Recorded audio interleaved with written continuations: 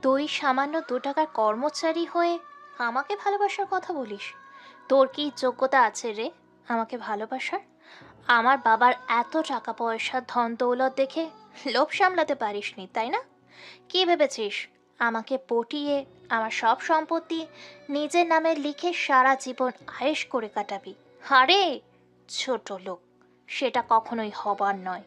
আমার পিছনে বড় লোকের কত ছেলে ঘুরঘুর করে, আমি তাদের ভাও দেই না। আর তুই তো কোন খ্যাতের মূলা?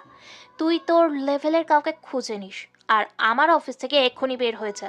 ভেবেছিলাম তুই যেই গরিব ঘরের ছেলে, তোকে চাকরি দিয়ে একটু পুণ্য কামাবো, কিন্তু না, তোর চাহিদা তো খুব বেশি, বামন হয়ে চাঁদে হাত দেওয়ার মতো। একটানা অনেক রকম অপমান করে কথাগুলো বলতেছে শহরের নামকরা কোটিপতির মেয়ে আবিদা জাহান ইশরাত, যাকে কিনা রাসেল মনে প্রাণে ভালোবাসে। ইশরাতের কথাগুলো শুনে চোখ থেকে জল গড়িয়ে শার্ট ভিজে একাকার। রাসেল বিশ্বাস করতেই পারছেন ইশরাত সবার সামনে এভাবে অপমান করবে। আমি বলি কি, ওর প্রপোজ করার অধিকার আছে, প্রপোজ করেছে, তোরও তো মানা করার অধিকার আছে। তাহলে তুই মানা করে দে। সেটা না করে এভাবে টাকার গরমে সবার সামনে অপমান করার কি মানে আছে? এদিকে ইশরাতের ব্যবহার দেখে রাসেল মনে মনে ভাবে, আমি মানুষ চিনতে ভুল করেছি, যার জন্য এতদিন সবকিছু সেরে সামান্য অফিসের কর্মচারী হয়ে কাটালাম। কত লাথি গোতা খেয়েও পরে রইলাম শুধু একটুখানি ভালোবাসা পাওয়ার চেষ্টায়। আর আজকে না তার কাছ থেকেই এত অপমান অবহেলা পেলাম। এত আমি কিভাবে সহ্য করব? আসলে মানুষ ঠিকই বলে, টাকা ছাড়া কেউ কারো আপন নয়, টাকা থাকলেই ভালোবাসা পাওয়া যায়। কি মামারা কিছুই বুঝতেছেন না তো কি হচ্ছে এসব? রাসেল তাকে আর কি বা তার পরিচয়? আর যেই মেয়েটি রাসেলকে অপমান করলো সেই বা কে? তাহলে চলুন ঘুরে আসি 1 বছর আগে স্মৃতির মহল থেকে। 1 বছর আগে রাসেল গভীর ঘুমে আচ্ছন্ন, বাস্তবটার দিকে কোনো খেয়াল নেই। সকাল হয়েছে, তাই ওর মা মিসেস ফরিদা বেগম ডাকতেছে। এই রাসেল, রাসেল, কখন উঠবি? তোর ফ্লাইটের সময় তো হয়ে এলো। আম্মু আর একটু ঘুমাই না। আমি আমি না মাত্র ঘুমাইলাম, তুমি একটু যাও না আম্মু। ঠিক আছে, তুই ঘুমা, তোর জন্য এয়ারপোর্টে প্লেন দাঁড়িয়ে থাকবি নি। আমি গেলাম 5 মিনিটে। তুই যদি না উঠে আসিস তাহলে তোর খবর আছে। উপরে কথাটা বললেই রাসেলের মা চলে যায়। রাসেলও তাড়াতাড়ি উঠে ফ্রেশ হয়ে রেডি হয়ে নেয়, কেননা ও খুব ভালো করেই জানে মিসেস চৌধুরী যেমন মিষ্টি তেমন ঢাকি। চলেন এদের সম্পর্কে একটু জেনে আসি। রাসেল সিঙ্গাপুরের টপ ব্যবসায়ী নূর হোসেন খানের একমাত্র ছেলে। খান সাহেব বাংলাদেশি, কিন্তু 10 বছর ধরে সিঙ্গাপুরেই তার বসবাস। তার সিঙ্গাপুরের সম্পদের পরিমাণ 90 কোটি ডলারের উপরে। রাসেলের দাদু মানে খান সাহেবের বাবা নিজের পিতৃভূমি ছেড়ে সিঙ্গাপুরে যায়নি, কিন্তু তার শরীর প্রচন্ড রকমভাবে অসুস্থ। তার জন্য রাসেলের বাবা মা রাসেলকে বাংলাদেশে পাঠায় তার দাদুর কাছে। রাসেলের বয়স সবে মাত্র 23 বছর। যখন 13 বছর বয়স তখনই তার বাবার সাথে সেও সিঙ্গাপুরে চলে যায় এবং সেখানেই ওর পড়াশোনা চলতে থাকে। ব্যবসায় সে এখনো হাত দেয়নি, এজন্য তার বাবাই ব্যবসার দেখাশোনা করেন। কেননা রাসেল মনে করে টাকা তো পরেও কামানো যাবে, কিন্তু এই সময়টা আর কখনো ফিরে পাবে না। তাই সে দেশ বিদেশে ট্যুর করে বেড়ায়। বাবার অঢেল টাকায় থাকায় উড়াতে আর সময় লাগে না। তারপরও রাসেল অর্থের অপব্যবহার করে না। তো চলুন গল্পে ফিরে আসি। রাসেল, আমি তোকে কত করে বললাম এবার একটু আগে এয়ারপোর্টে যেতে, কিন্তু না, তুই ঘুরে ফিরে সেই লেট করেই যাস। আবু দেখো, এখনো ঘড়িতে 10 মিনিট সময় আছেই। এটুকু সময়ের মাঝেই আমি উড়ে যেতে পারবো। এই বান্দর, কথা না বলে তাড়াতাড়ি যা। তোর জন্য বিমানের সুন্দরী বিমানওয়ালাগুলা অপেক্ষা করতেছে। আম্মু তুমি আমাকে শুধু শুধু ইনসাল্ট করতেছো। তোমার বাবাকে বলতে পারোনি আর একটা মেয়েকে নিয়ে নিতে? তাহলে তার একটা মেয়ে থাকতো, আমি চুটিয়ে খালাতো বোনের সাথে প্রেম করে বেড়াতাম। উম শখ কত! এই, আমার বোন নেই তো কি হয়েছে? দেশে কি আর মেয়ের অভাব পড়েছে নাকি? একটা সুন্দরী মেয়ে ধরে আনবি, বুঝলি? তুমি এমন ভাবে বলতেছো যেন বাংলাদেশের মেয়ে আমার জন্য গাছে সাজিয়ে রেখেছে। আমি যাবো আর টান দিয়ে নিয়ে আসবো। থাকো তোমরা, আমি গেলাম। আচ্ছা, সাবধানে যাস, আর গিয়ে ফোন দিস কিন্তু। ঠিক আছে। আর পাশের বাসার আন্টির সাথে কিন্তু ভুলেও গল্প করতে যাইও না। রাসেল কথাটা বলেই ব্যাগ নিয়ে চলে যায়, আর এদিকে রাসেলের বাবা মায়ের মাঝে ঝগড়া লেগে যায়। তার মানে তুমি পাশের বাসার ভাবির সাথে টাঙ্কি মারো, তাই না? তোমার আজকে ভাত বন্ধ। আরে বাবা, তোমার সাথে আমার ঝগড়া লাগিয়ে দেওয়ার জন্য বান্দরটা এটা বলে গেল। দেখলে না, বলে হাসতে হাসতে চলে গেল।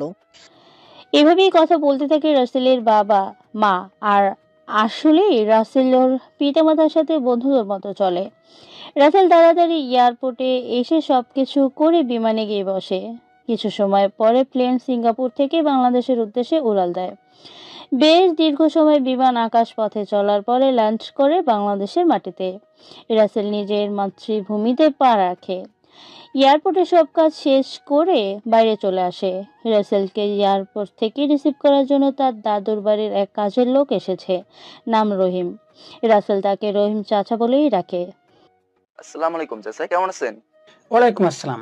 আমি ভালো আছি। তাহলে চলুন বাসে যাওয়া যাক। কে বাবা তুমি? আর আমাকে চাচা বলতেছো কেন? আমি তো তোমাকে চিনতে পারলাম না। চাচা, আমি রাসেল, সিঙ্গাপুর থেকে আসছি, চিনতে পারছেন না? ও বাবা, রাসেল তুমি? তোমাকে তো চিনতেই পারছি না, সে কবে দেখেছিলাম তোমাকে। আচ্ছা চলো, তোমার দাদু তোমার জন্য অপেক্ষা করতেছে। আচ্ছা চাচা, চলেন। এরপর রাসেল তার দাদুর পাঠানো গাড়ি করে চলতে শুরু করে দাদির বাড়ির দিকে।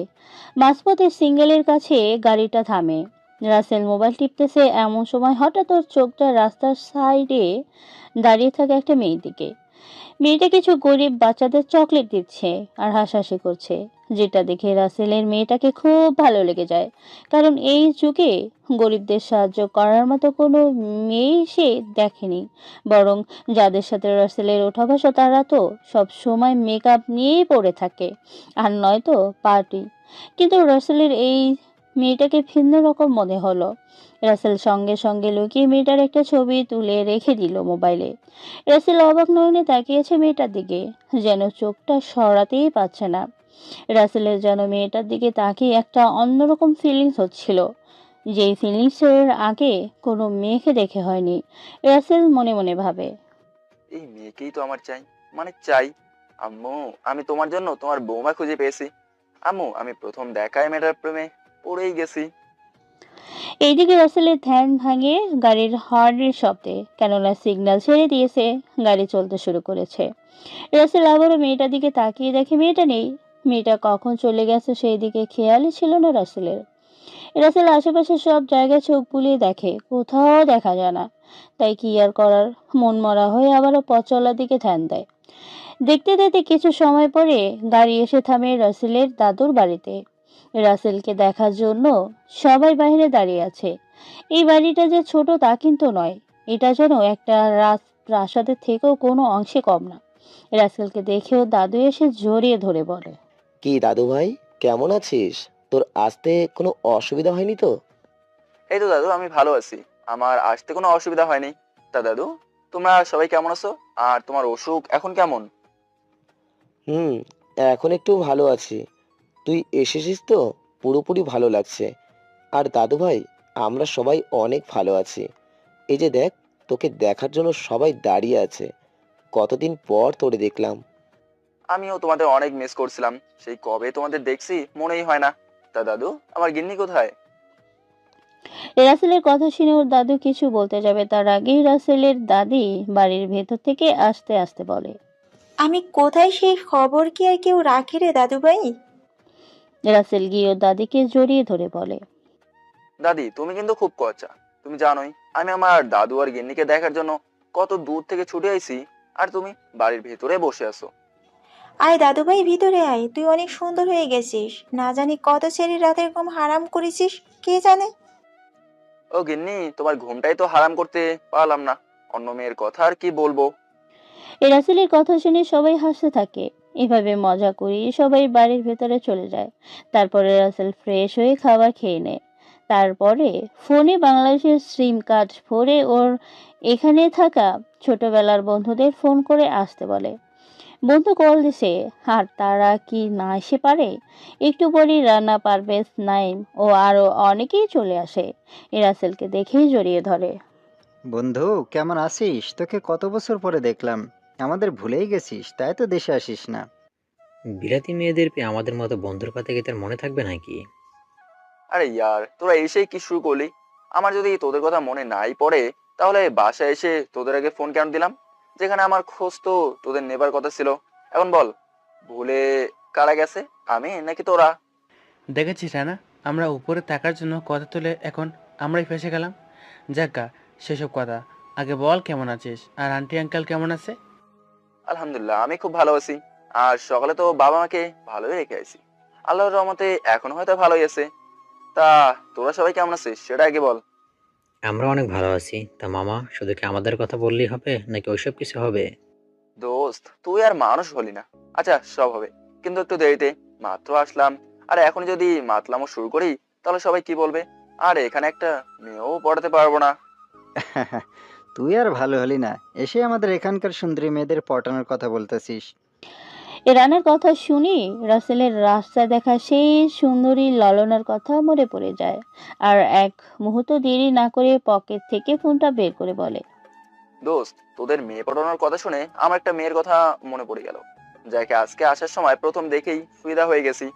আহ, কি অপলোক তার হরিণী চোখের চাহনি, কি সুন্দর ওই ঠোঁটের মুক্ত ঝরা হাসি।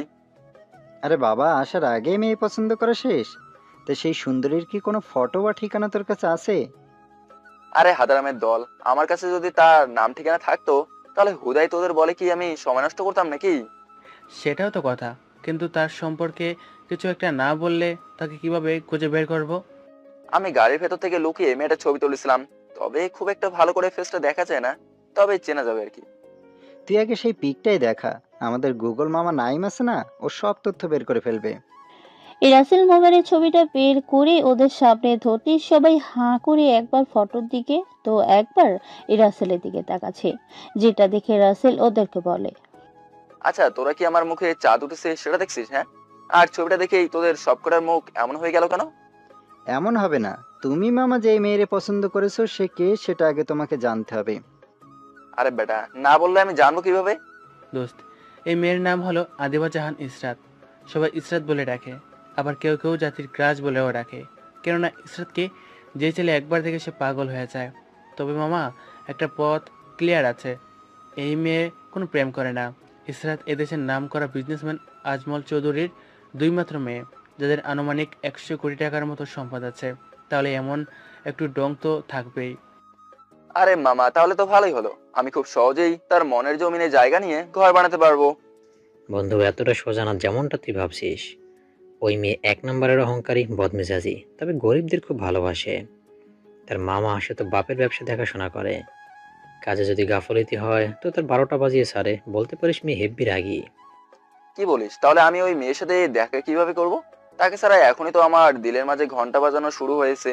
যেভাবেই হোক আমাকে ইশরাতের কাছে থেকে মন জয় করতে হবে। তাহলে মা, একটা পথ আছে, আর সেটা হলো মেয়ের বাবার কাছে বিয়ের প্রস্তাব পাঠাও, দেখবা সবকিছু হয়ে গেছে। আরে শালা, আমি তো সেটা জানি, আর এটাও জানি আমার বাবার নাম শুনলে ইসরাতের বাবা কেন ওর 14 গোষ্ঠী আমার সাথে মেয়ে বিয়ে দেওয়ার জন্য পাগল হবে। কিন্তু তাতে তো ও আমাকে না, বরং আমার অর্থ সম্পত্তিকে পছন্দ করবে। তাহলে এখন কি করা যায় সেটা তুই বল, আমাদের মাথায় আবার এত কিছু আসতেছে না। মামা, পাইছি। ইশরাত তো অফিস করে, তাহলে আমি অফিসে কর্মচারী হয়ে ঢুকে পড়ি, তাহলে সব সময় ওর পাশেই থাকতে পারবো আর দেখতেও পারবো। সেটা করাই যায়, তবে তুই করবি চাকরি সেটা আমাদের বিশ্বাস করতে হবে। আরে ভাই, প্রেমের জন্য চণ্ডীদাস 12 বছর বকশি পাইছে, আর আমি কিনা শ্বশুরের মেয়ের জন্য তার অফিসে চাকরি করতে পারবো না? বুঝেছি। তোকে মানা করে আর কোনো লাভ হবে না। আমি শুনেছি ওই কোম্পানিতে লোক নেবে। তুই তাহলে কাগজপত্র জমা দিয়ে নে।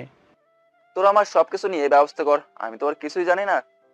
আচ্ছা ঠিক আছে, আমি শুনেছি ওদের কোম্পানিতে কিছু লোক নেবে, তুই চিন্তা করিস না, সব ব্যবস্থা হয়ে যাবে নি। এখন চল বাইরে থেকে ঘুরে আসি, তোর সাথে কত বছর হলো এক পথে হাঁটি না, আবার তেমন জমি আড্ডা দেওয়াও হয় না। রাসেল, রানা কিন্তু একদম ঠিক কথাই বলেছে। তুইও জার্নি করে এসেছিস, এখন একটু ঘুরে আসলে মনটাও ফ্রেশ লাগবে। আচ্ছা চল ঘুরেই আসি। তবে বন্ধু, আমার কাজ কিন্তু হওয়া চাই, মানে চাই। আমার ইশরাতের কাছে থাকা লাগবেই। আরে দোস্ত, তুই কোনো চিন্তাই করিস না, আমরা আছি না, তোর জন্য যা করতে হয় করব। তবু তোর প্রথম দেখায় ভালো লাগা মেয়ের সাথে প্রেম করাই ছাড়বো ইনশাল্লাহ। এভাবে আরো অনেক কিছু বলে ওরা বাড়িতে বলে ঘুরতে বের হয়। চার বন্ধু মিলে প্রথমে নদীর ধারে কাশফুলের মাঝে ঘুরে আসে, পরে পাশের একটা পার্কে, যেখান থেকে রেস্টুরেন্টে গিয়ে খেয়ে দিয়ে বাড়িতে চলে আসে। তারপরে বাবা মায়ের সাথে কথা বলে রাতে খাবার টেবিলে বসে। কি ব্যাপার রে দাদু ভাই, তুই না খেয়ে এভাবে প্লেটের দিকে তাকিয়ে কি ভাবছিস? হ্যাঁ, না দাদু, তেমন কিছু না। এই যে ভাবছি কিভাবে তোমার গিন্নিকে আমার সাথে নিয়ে যাওয়া যায়। তুমি বুইরা আমার গিন্নিকে নিয়ে অনেক থেকেছো, এখন আমার কাছে না হয় একটা থাকুক। দাদু ভাই, তুই তোর গিন্নিকে নিয়ে যা, তবু এই বুইড়া বয়সে কারো ঝড়ি শুনতে হবে না।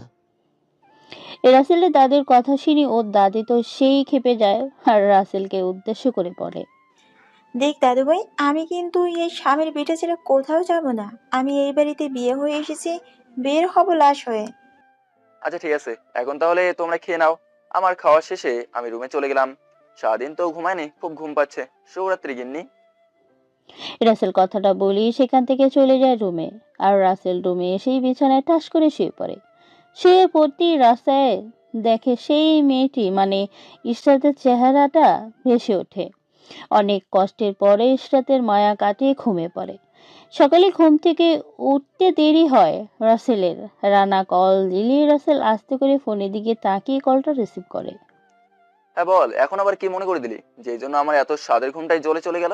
এমনিতেই ইসরাতের চেহারাটা চোখে ভাসার জন্য ঘুম আসছিলই না। আহারে বন্ধু আমার, আশিক হয়ে গেছে। কি প্রেম, কি ভালোবাসা। আরে দোস্ত, ভাবির লোকে সেটিংস করানোর জন্য তো তোকে এই সকালে কল দিলাম। দোস্ত, তুই আগে কাজের কথা বল, পরে আমি এইসব শুনবো। তোর সব কাগজপত্র দিয়ে দিছি একটা লোকের মাধ্যমে। সে বলেছে আগামীকাল তোর ইন্টারভিউ হবে। যদি টিকিস তো ভাবির কাছে থাকবি, আর না টিকলে ভাবি কেন ওই কোম্পানির আশেপাশে দেখলেও তোকে গুলি করে মারবে। টাকার চিন্তা তোকে করতে হবে না। আমার কাগজপত্র দেখলেই তাদের মাথায় আকাশ ভেঙে পড়বে। কোনো কিছু ধরবে তো দূরেই থাকলো। সেটা দেখাই যাবে। আচ্ছা যাই হোক, তুই তাহলে ঘুম থেকে ওঠ কেমন। আচ্ছা ঠিক আছে, ভালো থাক। রাসেল কথাটা বলেই ফোন কেটে দিয়ে আবারও ঘুমের দেশে হারিয়ে যায়। ঘুম থেকে উঠে দেখে ঘড়ির কাঁটা 11টা ছুঁই ছুঁই। রাসেল বিছানা থেকে উঠে ফ্রেশ হয়ে নাস্তা করতে আসে। রাসেলকে দেখেও দাদি বলে, জানিস দাদুভাই, তোকে এই পর্যন্ত আমি 41 বার ডেকে আইছি, তবুও তোর ওঠার কোনো নামগন্ধ নাই। এত ঘুম কোথা থেকে আসে তোর? হ্যাঁ, সকালে উঠে নামাজ পড়ে একটু বাইরের সকালের হিমেল বাতাস গায়ে লাগালে যেই ফিলিংসটা আসে সেটা কি তুই বুঝিস? আর স্বাস্থ্য অনেক ভালো থাকে। দাদু, আমার কামই শুধু শুয়ে বসে ঘুমিয়ে বাবার টাকায় খাওয়া। তাহলে আমি এত কিছু কিভাবে বুঝবো? তবে নামাজ নিয়মিত না পড়লেও মাঝে মাঝে ঠিকই পড়ি। হয়েছে, এখন তাহলে খাবার খেতে হয়। আমি তোর জন্য সে কখন থেকে খাবার নিয়ে বসে আছি। রাসেল টেবিলে বসতে বসতে ওর দাদিকে উদ্দেশ্য করে বলে, আচ্ছা দাদি, এখানে তুমি একাই আছো? তা তোমার মানে আমার দাদু কোথায়? চুপ কর ফাজেল ছেলে, তোর দাদু একটু বাইরে গেছে, তোকে সাথে নিয়ে যেতে চাইছিল, কিন্তু তোর তো ওটার কোনো নামগন্ধই নাই, তাই যেতেও পারলি না। ইস রে, তাহলে তো চরম মিস করে ফেললাম। তোমার আবার কোনো মেয়ের সাথে টাঙ্কি মারে দেখতে পারলাম না। রাসেলের কথা শুনে ওর দাদি ওর কানের লতি ধরে বলে, কেননা সে বুড়ি হলে কি হবে, তার কবজিতে এখনো ভালোই জোর আছে। ওই ফাজিল থামবি? এখন চুপচাপ খেয়ে নে তো। তোর মা যদি জানে তুই এখানে এসে ঠিক মতো খাবার খাস না, তাহলে আমাকে কথা শোনাতে শোনাতে সিঙ্গাপুর পাঠিয়ে দেবে। আচ্ছা, আমি খাচ্ছি। এভাবেই কথা বলে রাসেল খাওয়া শেষ করে। রাসেলের সবসময় ইশরাতকেই দেখার জন্যই মনটা ব্যাকুল হয়ে থাকে। কখন দেখবে সেই ভাবনায় মগ্ন থাকে সবসময়। বিকেলে রাসেল বন্ধুদের সাথে ঘুরতে যায়। হঠাৎ একটা কফি শপে দেখতে পায় সেদিনের মতো সেই মেয়েটি কিছু বাচ্চাকে খাবার খাওয়াচ্ছে। দোস্ত, তোরা একটু থাক, আমি একটু কফি শপ থেকে ঘুরে আসি। দোস্ত, তুই এত কিপটা কেন? আমাদের এখানে রেখে তুই একা যাচ্ছিস কফি খেতে? আমি তো মামা কাহিনী বুঝলাম না। আমাদের সবার হাতে অন্তত একটা করে ললিপপ ধরে দিয়ে গেলেই তো হয়। আরে মোর খোদা, তোরা এত কিছু কিভাবে ভাবলি? হ্যাঁ, আমি তো যাবো তোদের ভাবির সাথে টাঙ্কি মারতে। ওই যে দেখ, ইশরাত কফি শপে বসে বাচ্চাদের খাওয়াচ্ছে। এই মেয়েটার জনদরদি ভাবটা আর গেল না। তবে দোস্ত, তোর এখন সেখানে না যাওয়াই ভালো, কেননা তোকে দেখলে চাকরি নাও দিতে পারে। তোরা দিলি তো আমার মনটা ভেঙে। আচ্ছা তাহলে গেলাম না কিন্তু। হ্যাঁ, এখন তাহলে দূর থেকে ভাবিকে দেখেই চোখের তৃষ্ণা মিটিয়ে নাও মামু, না হলে আমাদের করার কিছুই নাই। এভাবে আরো কথা বলে সেখানে ঘোরাঘুরি করে খাওয়া দাওয়া করে বাসায় চলে আসে। রাতে খাবার খেয়ে রুমে এসে ওর মায়ের কাছে ফোন দেয়। ফোন দিতেই Mrs Farida Chowdhury call receive করে। কি ব্যাপার আমার আব্বাজানের বুঝি আমাদের কথা মনে পড়লো? আম্মু তোমরাও যে কি না, তোমাদের কি আর আমি বলতে পারি? তুমি হলো আমার পৃথিবীর, আর বাবা হলো আমার পৃথিবীতে বেঁচে থাকার সবকিছু, আর সে হলো আমার নিঃশ্বাস। আরে বা আব্বাজান, দেশে গিয়ে একদিনেই নিঃশ্বাস পেয়ে গিয়েছিস? তা বাবা, মেয়েটাকে বৌমা হিসাবে কবে দেখবো? রাসেল ওর মায়ের সাথে ফ্রি, তাই সব কথাই শেয়ার করে। বলতে পারেন রাসেলের মা হচ্ছে ওর একমাত্র বন্ধু। রাসেলের সব কথা শোনার পরে ওর মা বলে, আচ্ছা, বুঝতে পারছি। তুই মেয়েটার মন পাওয়ার জন্য এটা করবি। সেখানে একবার পরিচয় বললেই এত কষ্ট করতে হতো না। আম্মু আমি তো সেটা চাইনি। আমি যেটা করতে চাইছি সেটা করা কি ঠিক হবে কিনা সেটা বলো। আচ্ছা, তুই সেটাই কর, আমি তোর সাথে সব সময় আছি। তবে ইসরাতকে আমার বৌমা করে আনা চাই, না হলে তোর জায়গা এই বাড়িতে কিন্তু নাই, মনে থাকে যেন। আরে বাহ, প্রেম পড়ার আগেই ছেলে থেকে বৌমাকে বেশি আপন করে ফেললে। প্রতিটি শ্বশুর শাশুড়ির এটা দায়িত্ব, নিজের ছেলে মেয়ের থেকে ছেলের বউকে বেশি ভালোবাসা। কেননা মেয়েটা তার সবকিছু ছেড়ে এই পরিবারে আসে। বুঝলাম। এই জন্যই তো আমার আম্মুর সবচেয়ে বেস্ট আম্মু। আচ্ছা রাখি, ভালো থেকো কেমন? আর আব্বুকে আমার সালাম দিও। বাবা, তুইও দেখে শুনে সাবধানে থাকিস কিন্তু। এভাবে কথা বলে ফোন কেটে দিয়ে ঘুমের রাতে হারিয়ে যায়। সকালে রেডি হয়ে কাগজপত্র নিয়ে বন্ধুদের সাথে সেই অফিসে চলে আসে। ওর বন্ধুরা গেটের বাইরে অপেক্ষা করে আর রাসেল ভিতরে চলে আসে। ওদের ওয়েটিং রুমে বসিয়ে রাখা হয়। অনেক মানুষ এখানে উপস্থিত আছে। একে একে ইন্টারভিউ নেওয়া শুরু হয়ে যায়। এক পর্যায়ে মাইকের শব্দে ভেসে আসে রাসেলের নাম। রাসেল বুকে ফুঁক দিয়ে ধীরে ধীরে দরজার কাছে এসে, আসসালামু আলাইকুম, দয়া করে অনুমতি দিলে আমি কি ভেতরে আসতে পারি স্যার? ওয়ালাইকুম আসসালাম। জি, ভিতরে আসুন। ধন্যবাদ স্যার। এভাবেই কথা বলে মিস্টার আজমল সাহেব রাসেলকে বসতে বলে। রাসেলের সব কাগজপত্র দেখে এদিকে ইশরাত পাশের চেয়ারে বসে নিচের দিকে মাথা দিয়ে কি যেন দেখছিল। রাসেলের চোখটা বারবার ইশরাতকেই দেখছে। হঠাৎ আজমল সাহেব বলে, আচ্ছা মিস্টার রাসেল, আপনার কাছে সিঙ্গাপুরের মতো নামকরা দেশ থেকে পড়াশোনা করার সার্টিফিকেট থাকা সত্ত্বেও এখানে কেন জব করতে আসলেন? তা আবার এত নিম্নমানের একটা কাজ যেখানে আপনাকে অনেক বড় কিছু ডিপেন্ড করে। স্যার আমার বাবা মা আমাকে খুব কষ্ট করে সেখানে পড়াশোনা করিয়েছেন, কিন্তু ভালো একটা চাকরি পাওয়ার আগেই আমাদের পারিবারিক সমস্যা হয়ে যায়। তাই আবার যে কোনো একটা কাজের প্রয়োজন পড়ে। স্যার আপনি এই কাজটা আমাকে দিলে আমি আমার সর্বোচ্চ দিয়ে চেষ্টা করব। সেটা তো বুঝলাম, কিন্তু আপনি ইংলিশ লেখাপড়া শেষ করে একটু আগে এই রুমে প্রবেশ করার সময় আমার থেকে যে অনুমতি নিলেন সেটা ইংলিশে না বলে বাংলায় কেন বললেন? স্যার ইংরেজি হলো পরের ভাষা, আর বাংলা হলো আমার মায়ের ভাষা, যে ভাষা জন্মের পরেই আমাদের কানে বাজে।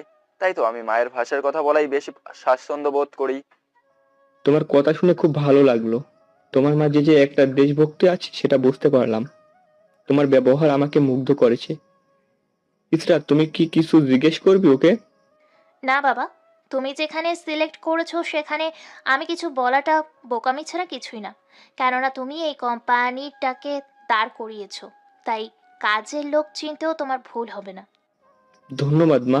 আচ্ছা রাসেল, তুমি চাইলে কাল থেকে আমাদের অফিসে জয়েন হতে পারো। তবে তোমার স্যালারি হবে 16,000 টাকা, আর মাস শেষে অনেক সুবিধা পাবে। স্যার স্যালারি যেটাই হোক না কেন সেটা বড় কথা নয়, বড় কথা তো যে আমার চাকরিটা হয়েছে। স্যার আপনাদের কি বলে ধন্যবাদ জানাবো সেই ভাষা আমার জানা নেই।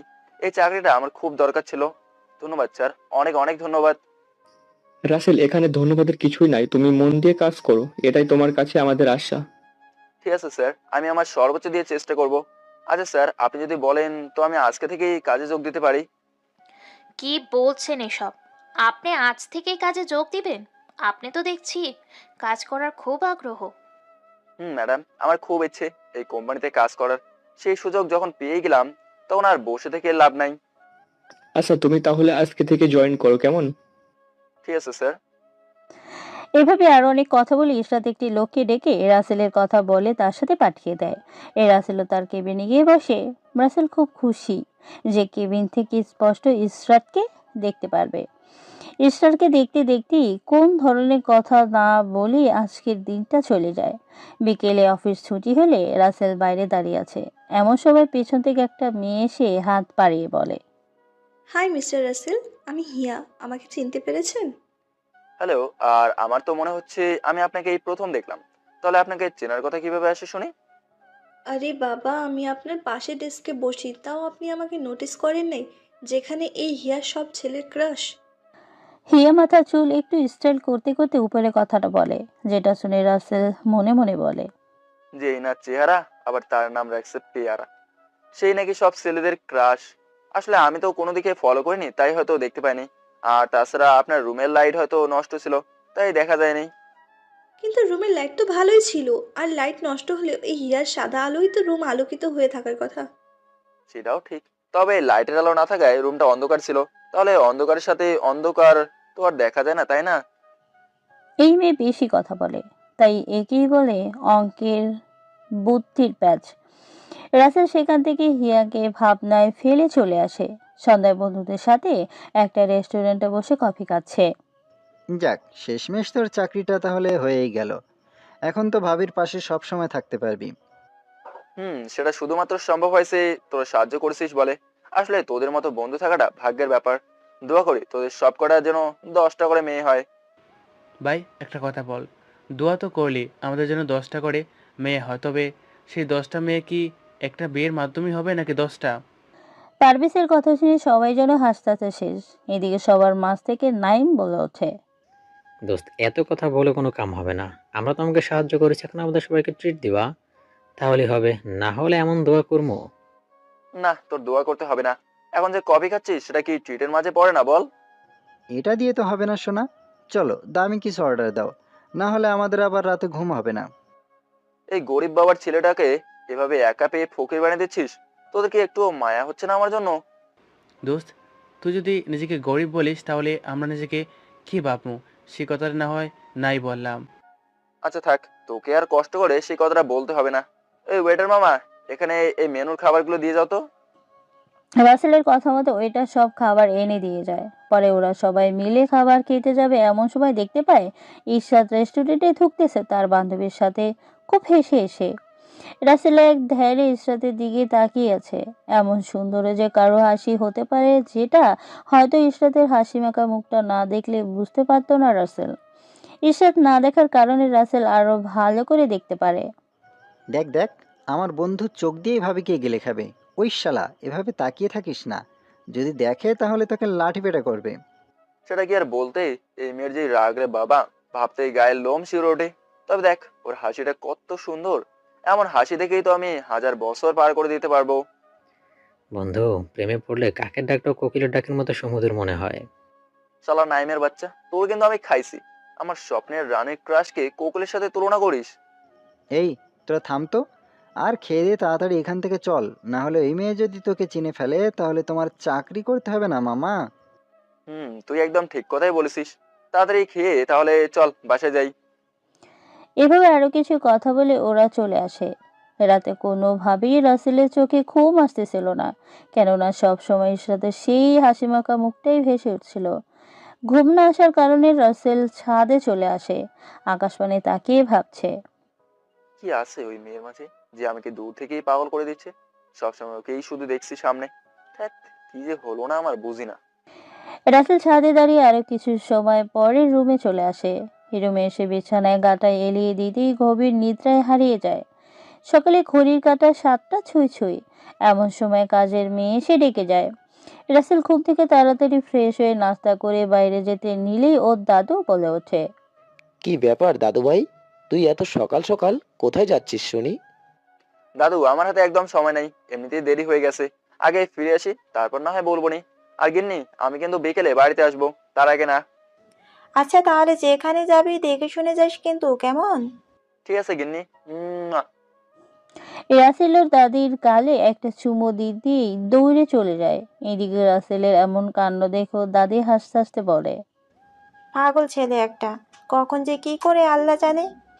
এদিকে রাসেল গাড়ি নিয়ে গেলে যদি ধরা পড়ে যায়, তাই সিএনজিতে করে যাবে সিদ্ধান্ত নেয়। কিন্তু অনেকটা সময় দাঁড়িয়ে থাকার পরেও কোনো সিএনজি পায় না।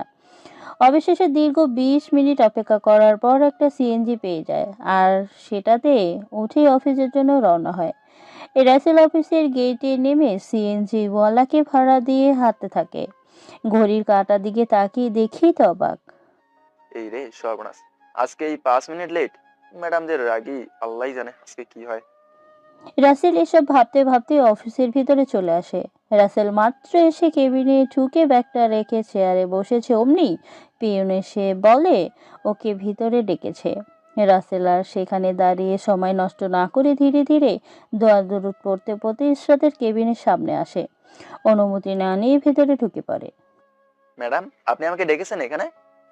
এটা কি আপনার বাপ দাদার রেখে যাওয়া সম্পত্তি নাকি যে আপনার যেভাবে মন চাইবে সেভাবে অনুমতি না নিয়েই ভিতরে ঢুকে পড়বেন? আসলে ম্যাডাম, আমার অনুমতি নেবার কথাটা একদম মনে ছিল না। নেক্সট টাইম এমন ভুল হবে না। আচ্ছা, সেটা না হয় বাদ দিলাম, কিন্তু আপনি যে লেট করে এসেছেন সেটার কি হবে? আপনি জানেন না সময় মতো অফিসে আসতে না পারলে সেই কর্মচারীকে আমরা অফিসে রাখি না? ঠিক আছে ম্যাডাম, এবারের মতো মাফ করে দেন, এমন ভুল আর হবে না। রাসেলের কথা শুনে ইশরাত এইদিক ওদিক তাকিয়ে কি যেন একটা ভেবে বলে। নতুন, তাই আজকে মাফ করে দিলাম, কিন্তু এর পরের বার যদি এমন ভুল করেন তাহলে আমি কিন্তু ছেড়ে কথা বলবো না।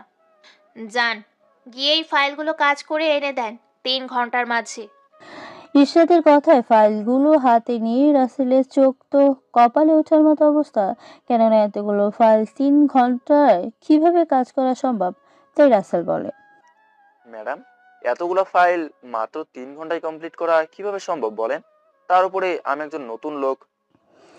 ইশরাত এবার একটা ফাইল রাসেলের দিকে ছুড়ে দিয়ে চিল্লিয়ে বলে, কাজ করতে পারবি না তো কাজ করতে এসেছিস কেন? হ্যাঁ, তুই জানিস 3 ঘন্টার মূল্য কত? যা, গিয়ে কাজ কর।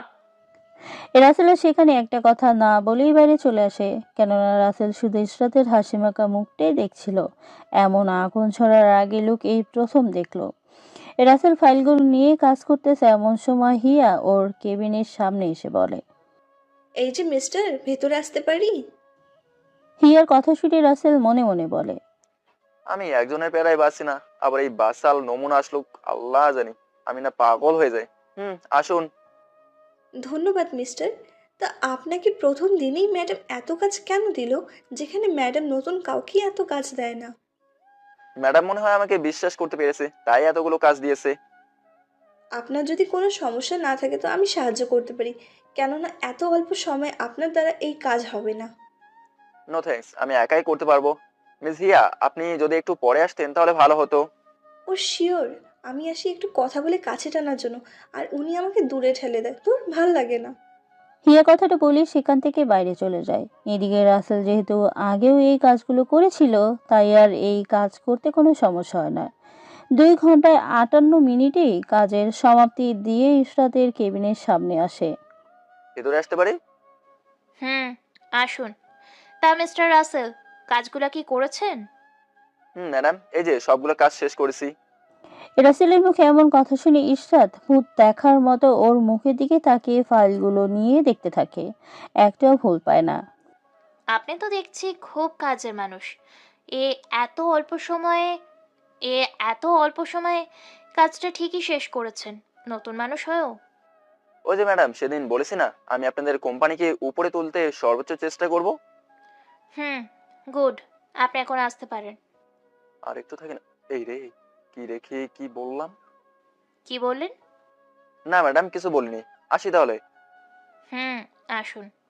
রাসেল ইশরাতের কেবিন থেকে বাইরে বের হয়ে ওর কেবিনে চলে আসে। পকেট থেকে ফোনটা বের করে দেখে পারভেজের 22টা মিস কল। তাই তাড়াতাড়ি কল করে। ওই শালা, প্রেমাকে দেখে ফোনের কথা ভুলে গেছিস নাকি? হ্যাঁ, আরে ভাই, আজকে লেট করে আসার কারণে তোদের ভাবি আমাকে যেই ঝাড়ি দিছে রে ভাই, কি আর বলবো। তবে সে আমার কাজ দেখে অনেক খুশি হয়েছে। দোস্ত, ধৈর্য ধর। একসময় তোর প্রেম দেখেও অনেক খুশি হবে। মেয়েটা রাগী হলেও কি হবে, মনটা অনেক ভালো। আচ্ছা, এখন ফোন রাখ। আবার যদি দেখে ফোনে কথা বলতে, তাহলে আমাকে আস্ত চিবিয়ে খেয়ে ফেলবে।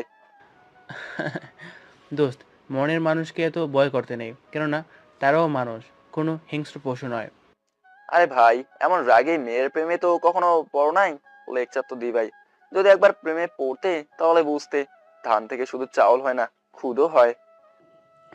এভাবে আরো কিছু কথা বলে রাসেল ফোন কেটে দেয়। এভাবে দেখতে দেখতে কয়েকটা দিন চলে যায়। 3 দিন হলো ইশরাত অফিসে আসে না, তাই চতুর্থ দিন ইশরাতকে অফিসে না দেখে রাসেল হিয়াকে বলে, আচ্ছা মিস হিয়া, একটা কথা জিজ্ঞেস করতে পারি আপনাকে? আরে আপনি একটা কথা কেন জিজ্ঞেস করবেন? হ্যাঁ, আপনি আমাকে হাজারটা কথা জিজ্ঞেস করলেও আমি কিছু মনে করব না। বলুন কি বলবেন। না থাক, একটা কথা শুনবো বলেছি, তাতেই এত কিছু বললেন? আরে এটা কোনো ব্যাপার না, কি জানার আছে বলেন, আমি ওগুলোর মতো সব বলে দিব। আজকে 4 দিন হলো ম্যাডামকে অফিসে দেখছেন, এটার কারণ কি? আরে মিস্টার রাসেল, আপনি এই অফিসে চাকরি করেন নাকি বসে থাকেন? কেন বলুন তো, আপনার কথার মানে তো কিছু বুঝলাম না আমি। আরে ম্যাডাম 4 দিনের জন্য সিঙ্গাপুর গেছে একটা কাজে, আজকে তো অফিসে আসার কথা। এই তো বলতে না বলতেই ম্যাডাম চলে এসেছে। হিয়ার কথা শুনে রাসেল পিছনে তাকাতেই দেখতে পায় ইশরাত চলে এসেছে। ওদের কথা বলতে দেখে ইশরাত বলে, মিস হিয়া হাওলাদার, এটা কাজ করার জায়গা, কোনো কথা বলে সময় নষ্ট করার জায়গা না। আর মিস্টার রাসেল, কাজ বাদ দিয়ে এখানে কি? হ্যাঁ, না মানে একটু কথা বলছিলাম। আপনি দ্রুত আমার কেবিনে আসুন, বুঝেছেন? ইশরাত কথাটা বলেই সেখান থেকে চলে যায়। আর এদিকে বেচারা রাসেল আস্তে আস্তে ইশরাতের পেছনে পেছনে চলে আসে। ম্যাডাম, আমাকে এখানে কেন ডেকেছেন সেটা তো জানা হলো না। ও হ্যাঁ, সেটাই তো। আচ্ছা শুনুন, আমরা নতুন একটা প্রজেক্ট পেয়েছি, সেটার জন্য কাজ করতে হবে এবং কোনো ভুল করা চলবে না। কাজ পেয়েছেন, এটা তো খুব ভালো কথা, কিন্তু ম্যাডাম এই কথাটা আপনি আমাকে কেন বলতেছেন? কারণ এই ফাইলটা আপনাকেই তৈরি করতে হবে, আর যদি একটাখানি ভুল হয় তাহলে তো বুঝতেই পারছেন কি হতে পারে। এই কোম্পানিতে এত দক্ষ মানুষ থাকতে আপনি আমার মতো নতুন মানুষের কাছেই কেন এত গুরুত্বপূর্ণ কাজটা দিচ্ছেন? এই দেশে তো আমাদের কোম্পানির থেকে আরো ভালো ভালো কোম্পানি ছিল, সেইটাই জয়েন না হয়ে আপনি আমাদের কোম্পানিতে কেন জয়েন হয়েছেন? ইশরাতের যুক্তিসহ কথা শুনেই রাসেল আর কিছুই বলতে পারে না, ফাইলটা নিয়ে যায়। এই ফাইলটা রেডি করার জন্য 2 দিন সময় দিছে। বিকেল অফিস থেকে বাসা যাওয়ার জন্য একটা রিক্সা নিতে ইশরাত রিক্সাতে উঠে বসে। রাসেল যেই না উঠতে যাবে ঠিক তখনই আপনার সাহস তো কম না, আমি যে রিক্সাতে বসেছি সেইটাই আপনি উঠেছেন। ম্যাডাম, আমি তো এই রিক্সাটা দাঁড় করলাম, তাহলে আমি যাব না? দাঁড় করালে কি সেটা আপনার হয়ে গেল নাকি? সেটা যদি হতো তাহলে এই বিল্ডিংটা মিস্ত্রিরা বানিয়েছে, তাহলে এই বিল্ডিংটা তাদের না হয়ে আমাদের কেন হলো? আপনার সাথে কথা বলে আমি পেরে উঠবো না। তবে ম্যাডাম, আমি আপনার সাথে আসি। হুম, যেতে পারেন, তবে কোনো প্রকার চান্স নিলে চলবে না কিন্তু। আমাকে কি আপনার ওই রকম ছেলে মনে হয় নাকি, সেটা বলেন। আপনার সাথে মজা করলাম। আচ্ছা উঠে বসুন তো, তাড়াতাড়ি। তারপরে রাসেল আর কোনো কথা না বলে রিক্সায় উঠে বসে। রিক্সাও চলতে শুরু করে। একসময় কেউ কিছু বলছে না দেখে রাসেল বলে, আচ্ছা ম্যাডাম, আপনি দেখতে এত সুন্দর কেন? আপনার মুখের দিকে তাকালেই মন চায় তাকিয়েই থাকি। মিস্টার রাসেল, আগেই বলেছি একদম ফ্ল্যাট করবেন না। আল্লাহ আমাকে সুন্দর করে বানিয়েছেন, তাই হয়তো সুন্দর। না, এই মেয়ের মাঝে এক ফোঁটা রোমান্টিক নাই, যেটাই বলি শুধু ঘাড় তেরা করে উত্তর দেয়। এভাবে রাসেল ইশরাতের আরো অনেক কথা বলে। ইশরাত নেমে গেলে রাসেল বাড়িতে চলে আসে। রাসেল রাতে কাজ করতে করতে অনেক রাত হয়ে যায়, তাই সকালে ঘুম থেকে উঠতে দেরি করে ফেলে। কোনো রকমে ঘুম থেকে উঠে ফ্রেশ হয়ে দৌড়ে ফাইলটা ছাড়াই রাসেল অফিসে যাওয়ার কিছু সময় পরে ইশরাত ডেকে পাঠায়। রাসেল অনুমতি নিয়ে ভেতরে ঢোকে। মিস্টার রাসেল, কালকে যেই ফাইলটা কাজ করার জন্য দিয়েছি সেটা দিন আমাকে, আজকেই সাবমিট করতে হবে। ইশরাতের কথা শুনে রাসেলের মনে পড়ে যায় সে তো ফাইল নিয়ে আসার কথা ভুলেই গেছে। এখন কি করবে তাই চুপ করে আছে। কি ব্যাপার, এভাবে চুপ করে আছেন কেন? ইশরাতের এমন ধমক শুনে রাসেল আমতা আমতা করে বলে ওঠে, যেটা শুনে ইশরাতের রাগ তো চরম লেভেলে। ম্যাডাম, ফাইলটা আনতে ভুলে গেছি। রাসেলের মুখে কথাটা শেষ হতে দেরি ইশরাতের হাত ওর গালে পড়তে একটু দেরি করেনি। ইশরাত ঠাস করে একটা থাপ্পড় বসিয়ে দেয়। রাসেল অবাক হয়ে অবলোক দৃষ্টিতে তাকিয়ে আছে। চোখের কোণে স্পষ্ট জল চিকচিক করছে। তুই জানিস এই ফাইলটা কত গুরুত্বপূর্ণ? এটা আজকে জমা দিতে না পারলে আমাদের কত বড় লস হয়ে যাবে।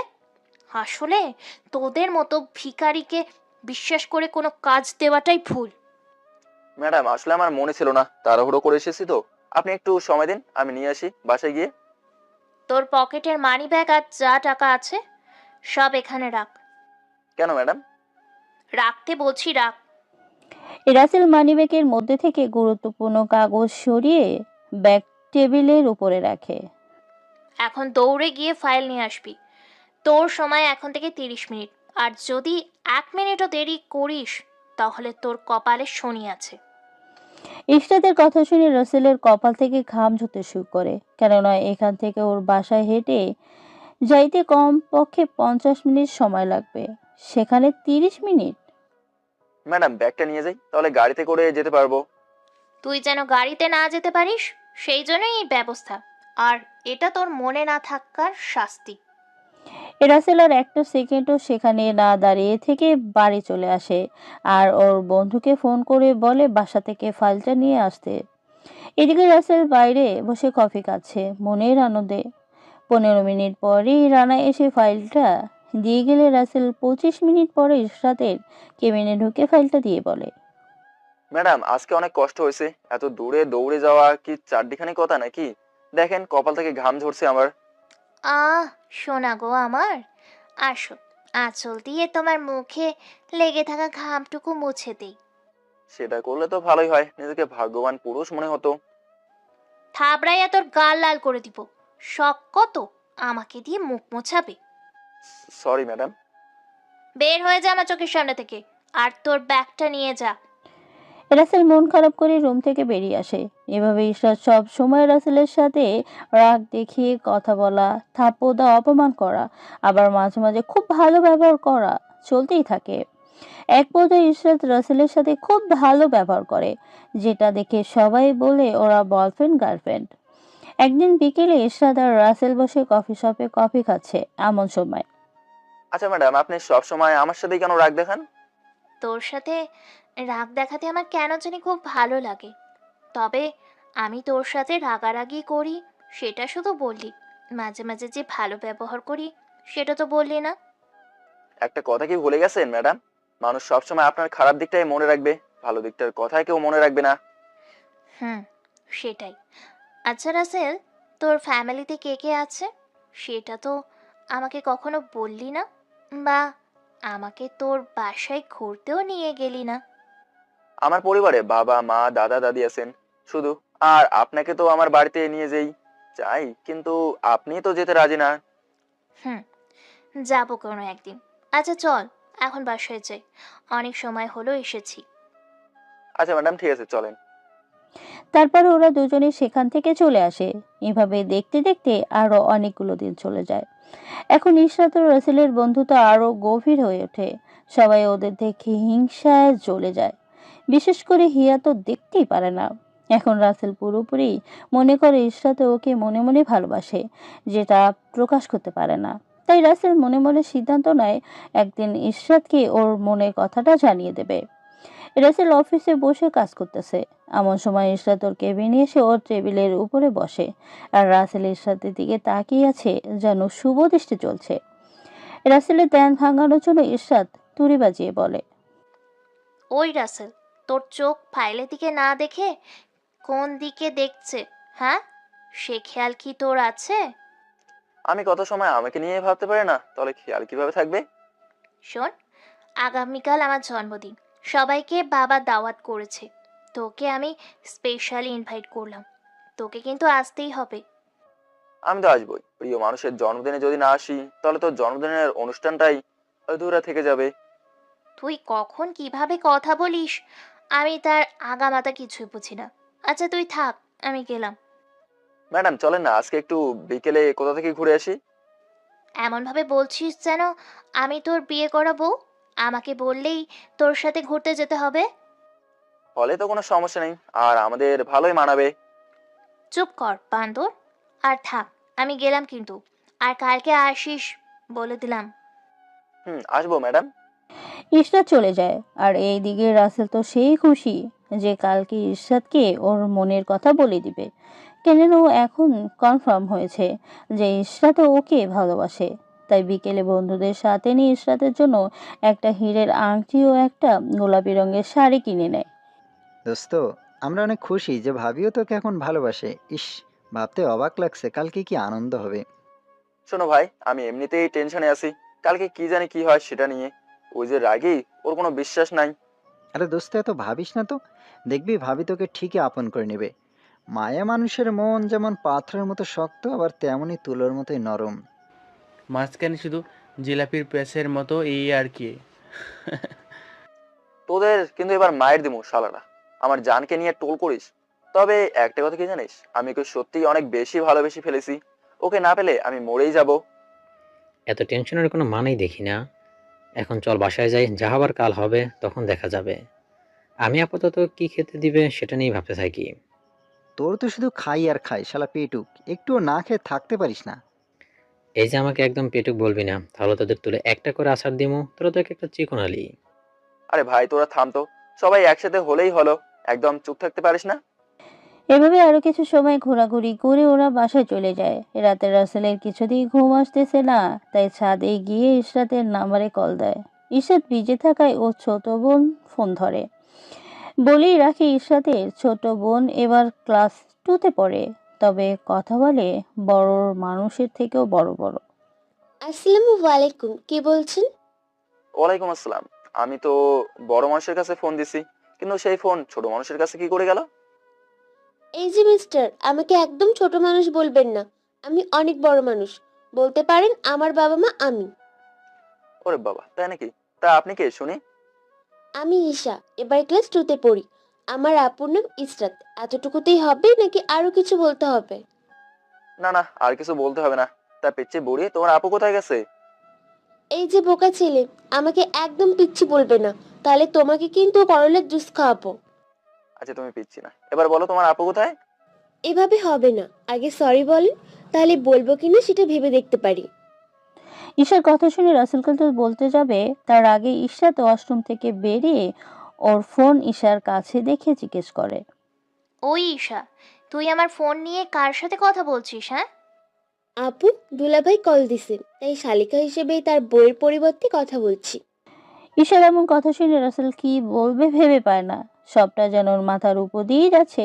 এদিকে ইশরাত ঈশার কথা শুনে রাগ নিয়ে বলে, কি বলছিস? তোর দুলাভাই ফোন দিচ্ছে মানে কি?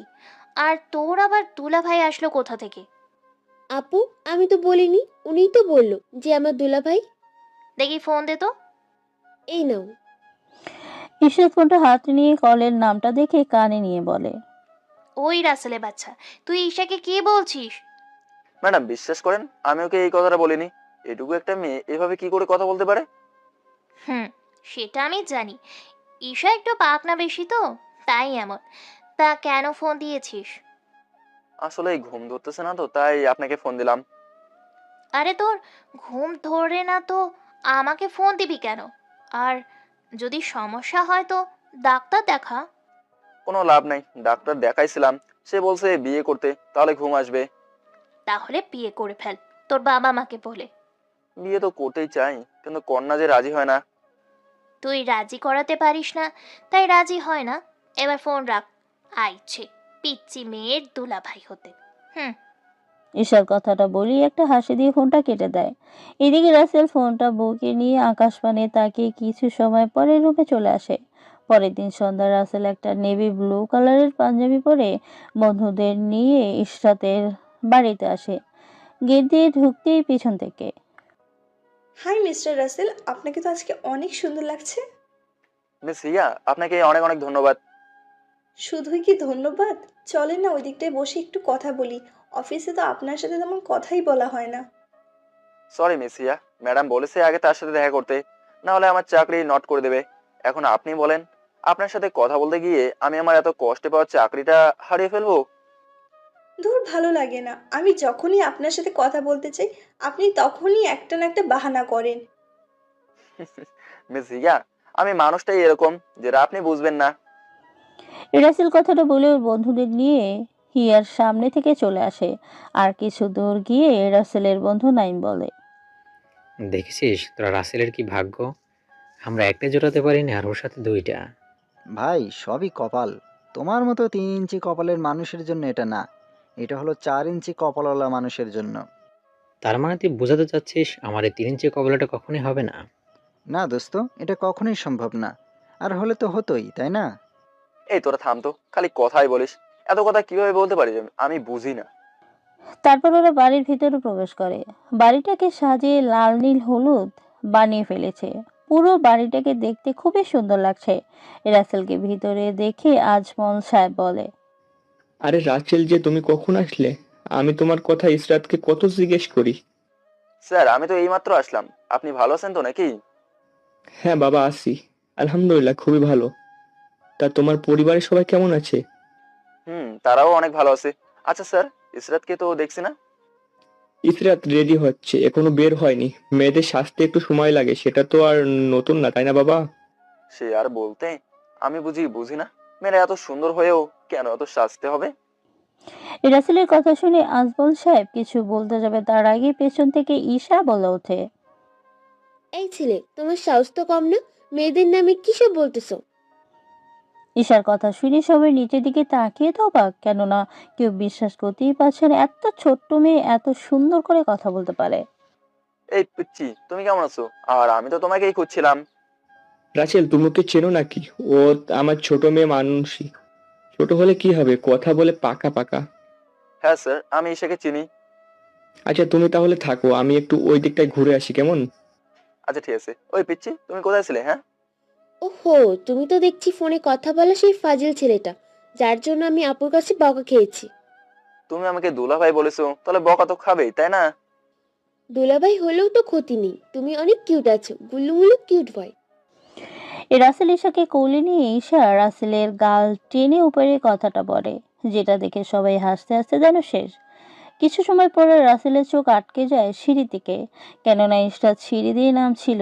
দেখে মনে হচ্ছে আসমান থেকে কোনো পরী দুনিয়ায় নেমে এসছে।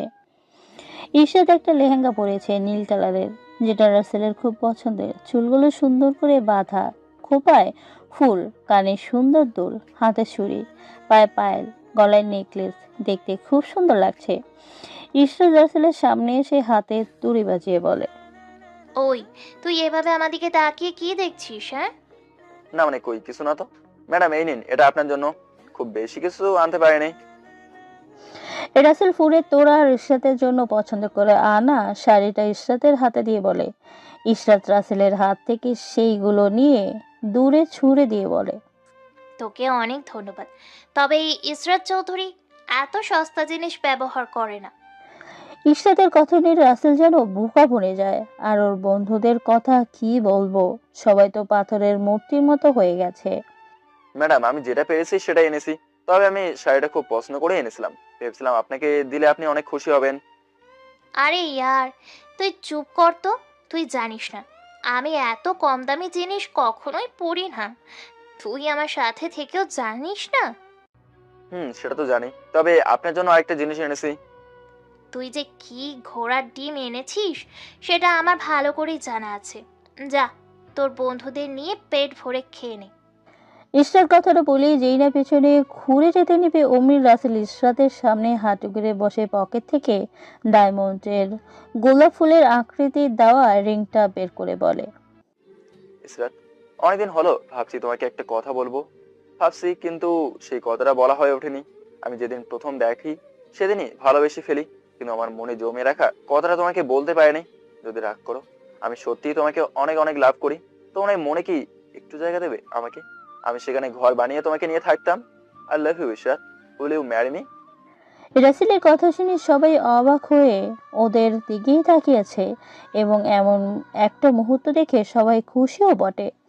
কিন্তু ইশরাত রাসেলের হাত থেকে রিংটা নিয়ে ফেলে দিয়ে রাসেলের গালে ঠাস ঠাস করে 4টা থাপ্পড় দেয়, যেটার কারণে রাসেলের ঠোঁট কেটে রক্ত বের হয়। রাসেল বিশ্বাস করতেই পারছে না এমন একটা ঘটনা ঘটবে। বাকি কথা তো গল্পের প্রথমেই শুনেছেন, তাই আর বললাম না। এদিকে ইশরাতের বাবা এসে রাসেলের কলার ধরে বলে, ওই ছোট লোকের বাচ্চা, তোর সাহস কি করে হয় আমার মেয়েকে ভালোবাসার কথা বলার? তোর কি যোগ্যতা আছে? হ্যাঁ, বিশ্বাস করেছিলাম তুই একটা ভালো ছেলে, কিন্তু সেটা না। বাবা, এরা হলো মানুষ রূপের লোভী, যারা বড় লোকের মেয়েকে প্রেমের ফাঁদে ফেলে টাকা পয়সা হাতিয়ে নিয়ে আরামে দিন কাটানোর স্বপ্ন নিয়ে বড় হয়। আমি কি হেসে একটা কথা বলেছি তাতেই ওর মনে ভালোবাসার জন্ম নিচ্ছে। ওই, তুই কি জানোস আমার বাবা আমার জন্য যেই ছেলে পছন্দ করে রেখেছে তার মাসে কত টাকা ইনকাম? সে কোন পরিবারের ছেলে? মানছি আমি গরিব, আমার কিছু নেই। আমি তোমার অফিসের সামনে একজন কর্মচারী। তুমি আমাকে ভালোবাসতে পারবে না, আমাকে মানা করে দাও। তোমার তো সেই অধিকার আছেই। সেটা না করে কেন এভাবে এত মানুষের মাঝে আমার ভালোবাসাটাকে অপমান করলে? আরে কি চুচু! ওই, তোর কি আমার সম্মান আছে যে সেটার মানহানি হয়েছে? যদি সম্মানের চিন্তাই করতি তাহলে কি আর 2 টাকার ফকির হয়ে এত ধনী ঘরের মেয়েকে ভালোবাসতি?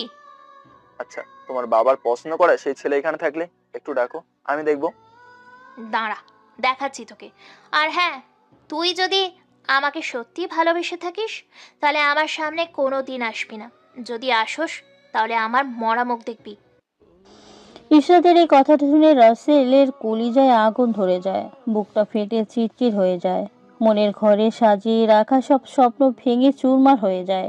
রাসেল অনেক কষ্টে বুকে পাথর বেঁধে বলে, তুমি যখন অন্য ছেলেকে ভালোই বাসো তাহলে আমি তোমার পথে কেন বাধা হয়ে দাঁড়াবো? আমি কথা দিচ্ছি তোমার সামনে কোনোদিন আসবো না, এমনকি আজকে এখান থেকে চলে যাব। তুমি শুধু একবার ওই ছেলেকে আমার সামনে নিয়ে আসো, আমি দেখবো একটু। রাসেলের এমন ভাবে কথা বলা দেখে সবাই চোখে পানি চলে আসে, আর ওর বন্ধুদের চোখ থেকে পানি পড়ে তো মনে হচ্ছে বন্যা হয়ে যাচ্ছে। তোকে দেখানোর প্রয়োজন মনে করিনি।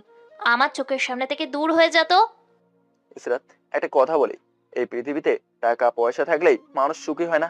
তুমি আজকে আমার পবিত্র ভালোবাসাকে যেভাবে অপমান করলে, মনে রেখো একদিন এই ভালোবাসাই তুমি আমার থেকে ভিক্ষা চাইবে। আফসোস, সেদিন তুমি সেই ভালোবাসা পাবে না। আরে যা, পাগলের সুখ মনে মনে। রাসেল আর কোনো কথা না বলে সেখান থেকে চলে যায়। পুরো অনুষ্ঠানটাই এলোমেলো হয়ে গেছে। রাসেলের বন্ধু ফ্লোরে পড়ে থাকা শাড়ির প্যাকেটটা আর আংটিটা হাতে তুলে নেয়, যেটা থেকে ইশরাতের বাবা বলে, এই তোমরা এইসব নিয়ে আমার বাড়ি থেকে চলে যাও তো। আজকাল মানুষকে বিশ্বাস করাটাও ভুল। আঙ্কেল, আসলেই মানুষকে বিশ্বাস করাটা ভুল। আর এই যে ইসরাত ম্যাডাম, আপনি জানেন এই প্যাকেটের ভিতরে থাকা শাড়িটার দাম কত? আরে ছোট লোকের দল, তোরা দেখছি কিছুই জানিস না। কত আর হবে? হয়তো হবে হয়তো 1,000 টাকার বড় জোর, যার থেকে আমার বাসার কাজের মেয়েও বেশি দামের শাড়ি পরে। হুম, ঠিক কথাই। ঠিক কথাই বলছেন। আপনার বাসার কাজের মেয়ের থেকে বেশি দামি শাড়ি পরে। আরে, সে যদি এর থেকে বেশি দামি শাড়ি পরে তাহলে সে এখানে কাম কেন করবে? তুই কি বোঝাতে চাইছিস বলতো? কিছুই বোঝাতে চাই না, শুধু এইটুকু বলতে চাই, কখনো মানুষের শরীরে জড়িয়ে থাকা পোশাক আর বস্তুর উপরে থাকা প্যাকেটটাকে দেখে কখনো তার মূল্য নির্ধারণ করবেন না, কেননা তার ভেতরে কি আছে সেটা বাইরে থেকে দেখা যায় না। রাসেল আপনার জন্য যেই শাড়িটা এনেছে ওইটার দাম জানেন খুবই সস্তা, মাত্র 1 লাখ টাকা। আর এই যে আংটিটা দেখছেন এটার দাম আরও কম, ডায়মন্ডের তৈরি তো, তাই মাত্র 3 লাখ টাকা। ওদের কথা শুনে সবাই যেন হতবাক হয়ে যায়। কি বলছে এসব? সামান্য একজন অফিস কর্মচারী হয়ে এত দামি গিফট কিভাবে দিতে পারে? তোর বন্ধুর জন্য তোরা আসলেই পাগল হয়ে গেছি, বুঝতে পারছি। ম্যাডাম, আমরা আসলেই পাগল হয়ে গেছিলাম যে ওকে আপনার অফিসে চাকরি করতে দিয়েছি, যেখানে ওদের অফিসে হাজার হাজার কর্মচারী খাটে। জানেন ম্যাডাম, রাসেল যখন সেই দিন বিদেশ থেকে আসে ওই দিন আপনাকে প্রথম রাস্তায় বাচ্চা মেয়েদের সাথে দেখে, আর আপনার নজর কাড়া হাসি ওকে পাগল করে তোলে। আপনার মুখটা চেতনা যাতনায় সবসময় ওকে জ্বালাতন করে। এক কথা, আপনাকে ছাড়াও কোনোভাবে থাকতে পারছিল না। আমরা অনেকভাবে বলেছিলাম ওর পরিচয় দিলে সব হয়ে যাবে, কিন্তু সেটা চায়নি। ও চেয়েছে আপনি ওকে গরিব ছেলে হিসেবে ভালোবাসেন, কিন্তু আফসোস, আমার বন্ধু একটা বোকা ছেলে। ও বুঝতে পারেনি যার টাকা আছে তার সব আছে। টাকা ছাড়া এই পৃথিবীতে কেউ কেউ গুনে না, দাম দেয় না। ও আপনার কাছে কাছে থাকার জন্য আপনার অফিসে চাকরি নেয়। এত এত অপমান অত্যাচার সহ্য করেও আপনার কাছে পড়ে থেকেছে কেন জানেন? শুধুমাত্র আপনাকে ভালোবাসে বলে। আসলে ভালোবাসা মানুষকে বদলে তোলে। যে ছেলেটা সকাল 10টার আগে কখনো ঘুম থেকে উঠতো না, সব সময় এই দেশ ওই দেশ টই টই করে ঘুরে বেড়ানোই ছিল তার কাজ, আর সেই ছেলেটাই নিয়মিত সকাল সকাল ঘুম থেকে উঠে আপনার অফিসে কাজ করেছে। আর এই যে স্যার, আপনার জন্য কি বললেন? আমার বন্ধু কি যোগ্যতা আছে আপনার মেয়েকে ভালোবাসার, তাই না? হ্যাঁ হ্যাঁ, আমি বলবো আপনার কোনো যোগ্যতা নেই আমার বন্ধুকে আপনার মেয়ের জামাই হিসেবে পাওয়ার। আপনি জানেন রাসেলকে? রাসেল হলো এই শহরের নামকরা ব্যবসায়ী আকবর আলীর নাতি, সিঙ্গাপুরের টপ বিজনেসম্যান নূর হোসেনের একমাত্র ছেলে। কি বলছো এসব? রাসেল তাহলে নূর হোসেন সাহেবের ছেলে? আর কে গ্রুপের মালিক? হ্যাঁ, আমরা কোনো ভুল বলিনি, এটাই সত্য। আর ম্যাডাম, আপনি সত্যি এতটা হতভাগী নারী, তাই তো এমন হীরের মতো দামি একজনকে পেয়েও হারিয়ে ফেললেন। আর পারলে আপনারা সবাই আমার বন্ধুটাকে ক্ষমা করে দিন। ওর জন্য আপনাদের সবার আনন্দটা মাটি হয়ে গেল। রাসেলের বন্ধু তার এক মুহূর্ত সেখানে না দাঁড়িয়ে সোজা চলে যায়। এদিকে রাসেল তো বড় লোক জেনে ইশরাতের বাবা হাই হতাশ করতে থাকে, কিন্তু মেয়ের বিয়ে যেহেতু অন্য জায়গায় ঠিক করেই রেখেছে তাই আর কিছু বলে না। ইশরাতও তেমন কিছু মনে না করে সেই শাড়ি ও আংটিটা নিয়ে রুমে রেখে দেয়। কেকটাও কাটা হয় না ইশরাতের। এদিকে রাসেল বাড়িতে আসলে ওর দাদু দাদি ওর চোখে পানি দেখে জিজ্ঞেস করে, কিরে দাদু ভাই, গেলি ভালো ছেলে হয়ে আর এলি চোখ ভর্তি জল নিয়ে, এটার মানে কি? দাদুর কথা শুনে রাসেল ওর দাদুকে জড়িয়ে ধরে কান্না করে দেয়। ওর দাদু দাদি ওকে মানানোর চেষ্টা করে। তুই এভাবে কাঁদছিস কেন? তোর চোখে জল মানায় না। আমাদের খুলে বল তোর কি হয়েছে। রাসেল তারপর প্রথম থেকে সবটা ওর দাদু দাদিকে খুলে বলে। রাসেলের এমন কথা শুনে ওর দাদি বলে, আরে বোকা ছেলে, তোর যখন মেয়েটাতে এতই পছন্দ তাহলে তাকে এভাবে না পটিয়ে সরাসরি তোর পরিচয় দিলেই তো পারতি। দাদি, আমি তোকে ভালোবেসে আপন করে পেতে চেয়েছি। আমি তো চাইনি ও আমার ধন সম্পদকে ভালোবাসুক। এখন তাহলে তোর খুশির জন্য আমরা কি করব বল? এখন ওরা যখন জেনেই গেছে তাহলে আমরা তোর বিয়ের প্রস্তাব নিয়ে যাই ওর বাবার কাছে। না, সেটা আর হবে না। ইসরাতের অন্য জায়গায় বিয়ে ঠিক করে রেখেছে ওর বাবা, আর আমিও ওকে আর চাই না। দেখ দাদু ভাই, আমরা চাই না তুই এভাবে কষ্ট পা। তোর চেয়ে বরং যেভাবেই হোক ওই মেয়েকে তোর বউ করে আনমই। না, তোমরা কিছুই করবে না। আর আমি কালকে সকালের ফ্লাইটে সিঙ্গাপুরে চলে যাব। আম্মু আব্বুকে দেখার জন্য মনটা ছটফট করতেছে। রাসেলের কথা শুনে সবাই বুঝে যায় আর কিছু বলে লাভ নাই, কেননা রাসেল যেটা বলে সেটাই করে। এভাবেই রাতটা পার হয়ে যায়। সকালে রাসেল ওর দাদু দাদির থেকে বিদায় নিয়ে গাড়ির কাছে আসে। রহিম চাচা, তুমি গাড়িটা ওইখানে নিয়ে চলো, ওখানে আমার বন্ধুরা আসবে। বাবা, আমি বলি কি, এভাবে না চলে গেলে হতো না? এই তো কবে আসলে? না চাচা, আমার এখানে থাকতে একদম ভালো লাগছে না। তবে সময় হলে আবার একদিন আসবো, সেদিন তোমাদের সাথে জমিয়ে আড্ডা দেবো। আচ্ছা, তবে ভালোভাবে থাইকো। আর একটা কথা, যেই মেয়ে তোমাকে চায় না তাকে ভুলে যাওয়াটাই ভালো বাবা। এভাবেই কথা বলে রহিম সাহেব গাড়ি নিয়ে সেই জায়গায় চলে আসে। ওর বন্ধুরা উঠতেই গাড়ি আবার চলতে শুরু করে। তোর পরিচয় পেয়ে তো সবার মুখ বাংলার পাঁচের মতো হয়ে গেছে। কেউ ভাবতেই পারেনি সে এত বড় লোক ঘরের ছেলে। তবে বন্ধু, তুই চলে আসার পরে ইসরাতের মুখটা ছোট হয়ে গেছিল। তোরা আমাকে ওর কথা প্লিজ মনে করে দিস না। আমি ওর কথা আর মনে করতে চাই না। দোস্ত, এভাবে না গেলেও কিন্তু পারতি। আমরা আবার সবাই মিলে ইসরাতকে বুঝালেই কিন্তু বুঝলো তুই ওকে কতটা ভালোবাসিস। কি বোঝাবি তোরা ওকে, বল? আমি ওকে ভালোবাসি না ভালোবাসি না, শুধুই ঘৃণা করি। এভাবে অনেক কথা বলে ওরা এয়ারপোর্টে চলে আসে আর রাসেল সবার থেকে বিদায় নিয়ে চলে যায়। এভাবেই কেটে যায় 2 দিন। রাসেল বাইরে বের হয় না, রুমেই শুয়ে থাকে। রাসেলের কি হয়েছে সেটা আবার ওর মা বাবা জানে না, তাই রানার কাছে ফোন দেয়। হ্যালো রানা, কেমন আছো? এই তো আন্টি, আমি খুব ভালো আছি। আপনারা কেমন আছেন? কিভাবে ভালো থাকবো বলো? রাসেল দেশ থেকে এসে কারো সাথে তেমন কথা বলে না, আবার রুমেই শুধু শুয়ে থাকে, কিন্তু কিছু খায়ও না। আসলে দেশে কি এমন হয়েছিল ওর সাথে বলো তো? তারপরে রানা মিসেস ফরিদা চৌধুরীকে সবটাই খুলে বলে। আর সবটা শুনে মিসেস ফরিদা চৌধুরী বলে, ও, ইশরাতের জন্যই তাহলে ওর এই অবস্থা। আচ্ছা, তুমি ভালো থাইকো কেমন? এখন তাহলে রাখি, বাই। ফরিদা চৌধুরী ফোনটা কেটে দিয়ে রাসেলের রুমে আসে আর রাসেলকে ডেকে বলে, রাসেল, তুই একটা মেয়ের জন্য এভাবে ভেঙে পড়বি? হ্যাঁ, পৃথিবীতে কি আর কোনো মেয়ে নাই নাকি? আম্মু, পৃথিবীতে মেয়ে তো অনেক আছে, কিন্তু ইসরাত তো আর নাই। তুই তাকে বিয়ে করতে চাস না, আবার ভুলতেও পারবি না। আসলে তুই চাস কি সেটা বলতো? আম্মু, আমাকে একটু একা থাকতে দাও, সব ঠিক হয়ে যাবে। তুমি তো জানোই জীবনের প্রথম প্রেমটাকে ভুলে যাওয়া খুব কষ্টের। তোর যা ভালো মন চায় সেটাই কর। মিসেস ফরিদা চৌধুরী কথাটা বলে সেখান থেকে চলে যায়। আর এই দিকে রাসেল আবার শুয়ে থাকে ইশরাতকে নিয়ে ভাবনা নিয়ে। এভাবেই কেটে যায় এক সপ্তাহ। আজকে ইশরাত অফিসে এসেছে। কিছু সময় পরে মিস হিয়াকে ডেকে বলে, মিস হিয়া, রাসেলকে ডেকে আনেন তো। ম্যাডাম, আপনি খুব ভালো করেই জানেন রাসেলদের যা আছে তা দিয়ে আপনাদের হাজারবার কিনতে পারবে, তাহলে সে কেন এই অফিসে আসবে? আর রাসেল সাহেব তো বলেই গেছে আপনার সামনে কখনো আসবে না। ও, আমার মনেই ছিল না রাসেল আর এই অফিসে আসে না। আচ্ছা, আপনি যান তাহলে।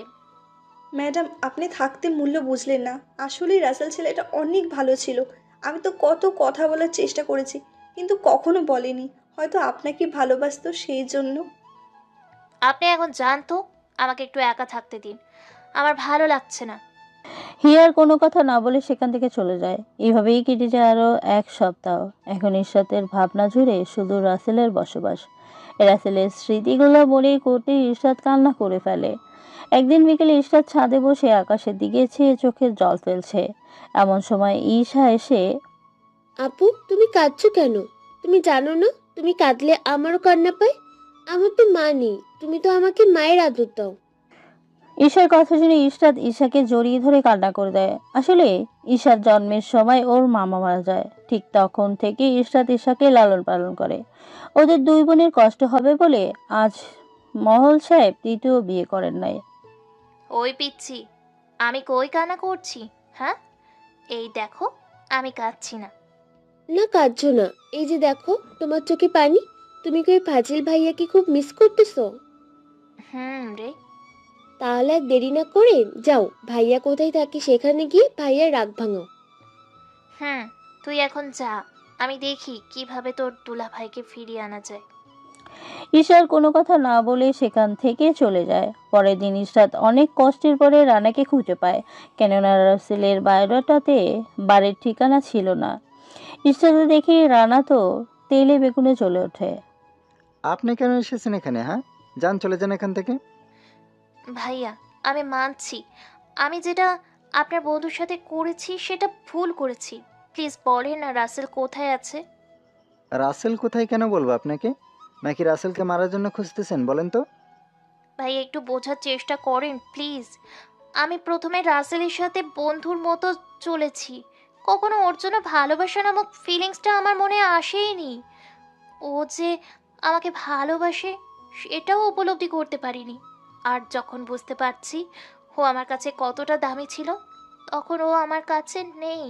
প্লিজ ভাইয়া, বলেন না রাসেল এখন কোথায় আছে। দেখেন ম্যাডাম, আমি চাই না আপনি আমার বন্ধুর মনে আবারও কোনো কষ্ট দিন। ভাইয়া, আমি কথা দিচ্ছি ওকে কখনো কষ্ট পেতে দিব না। আমার সবটুকু ভালোবাসা দিয়ে ওকে আপন করে নিব। ইশরাতের এমন আকুতি মিনতি দেখে রানা চুপ থাকতে পারে না, কেননা রানা ইশরাতের চোখের পানি দেখেছে, আর চোখের পানি কখনো মিথ্যা বলে না। ম্যাডাম, রাসেল সেদিনের পর থেকে অনেক ভেঙে পড়ে। আমরা অনেক বুঝাইছি, এমনকি ওর দাদা দাদি বাবা মা আপনার বাড়িতে বিয়ের প্রস্তাব পাঠাতেও চেয়েছে। তাহলে প্রস্তাব পাঠালো না কেন? কারণ রাসেল এখন আপনার নামটাও শুনতে পারে না, খুব বেশি ঘৃণা করে আপনাকে। রাসেল চায় আপনার যার সাথে বিয়ে ঠিক হয়েছে তার সাথে সুখে থাকেন।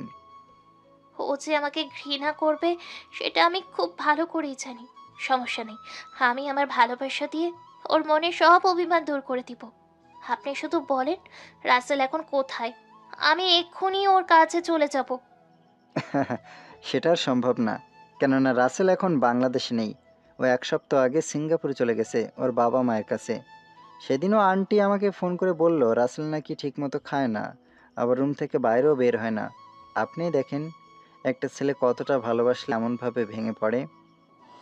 এভাবে ইশরাত রানা থেকে আরো অনেক তথ্য নিয়ে সেখান থেকে চলে আসে।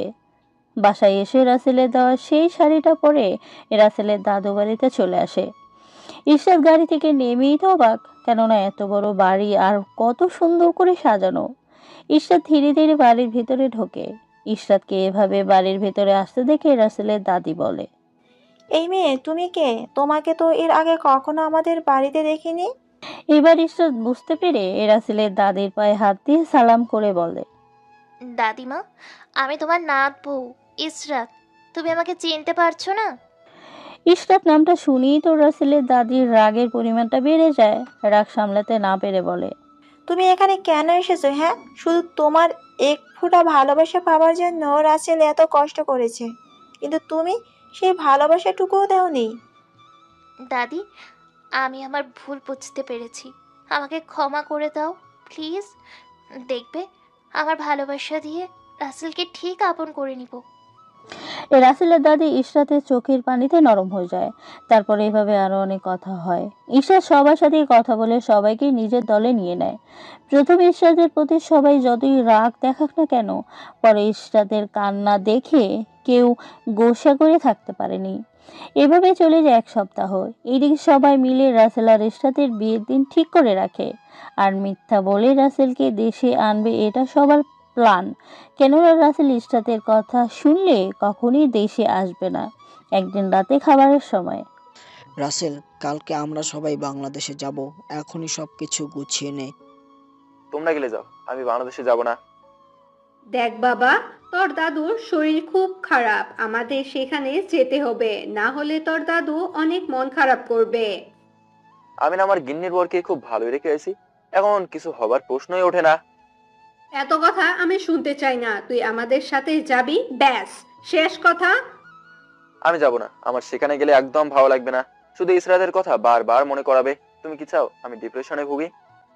বাবা, কিচ্ছুই হবে না, আর তুই না গেলে আমিও যাব না। আমার খুব ইচ্ছে ছিল দেশে যাব, কিন্তু তোর জন্য সেই আশাটা অপূর্ণ থেকে যাবে। আব্বু, আমি বুঝলাম না আমার না যাওয়ার সাথে আমি এমন জেদ ধরছে কেন? তুই তো জানিসই তোকে ছাড়া তোর মা কোথাও যেতে চায় না। হ্যাঁ, আমি যাব না তো যাবই না। আচ্ছা যাও, যাব, তবে আমি 2 দিন পরেই চলে আসবো। তোমরা আমাকে ব্ল্যাকমেল করে নিয়ে যাচ্ছ কিন্তু।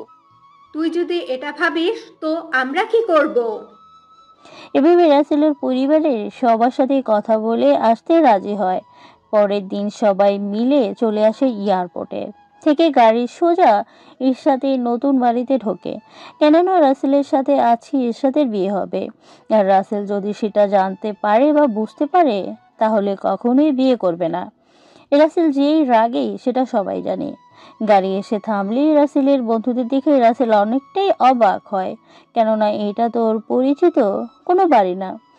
রাসেল রানাকে ডেকে জিজ্ঞেস করে, দোস্ত, এটা আমাকে কোথায় নিয়ে আসলো, আর তোরা এখানে কেন?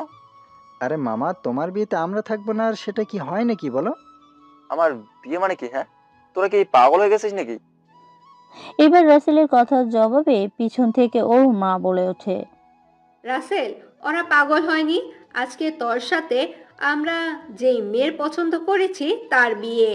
আমরা তো তোকে এমন কষ্টে থাকতে দেখতে পারবো না।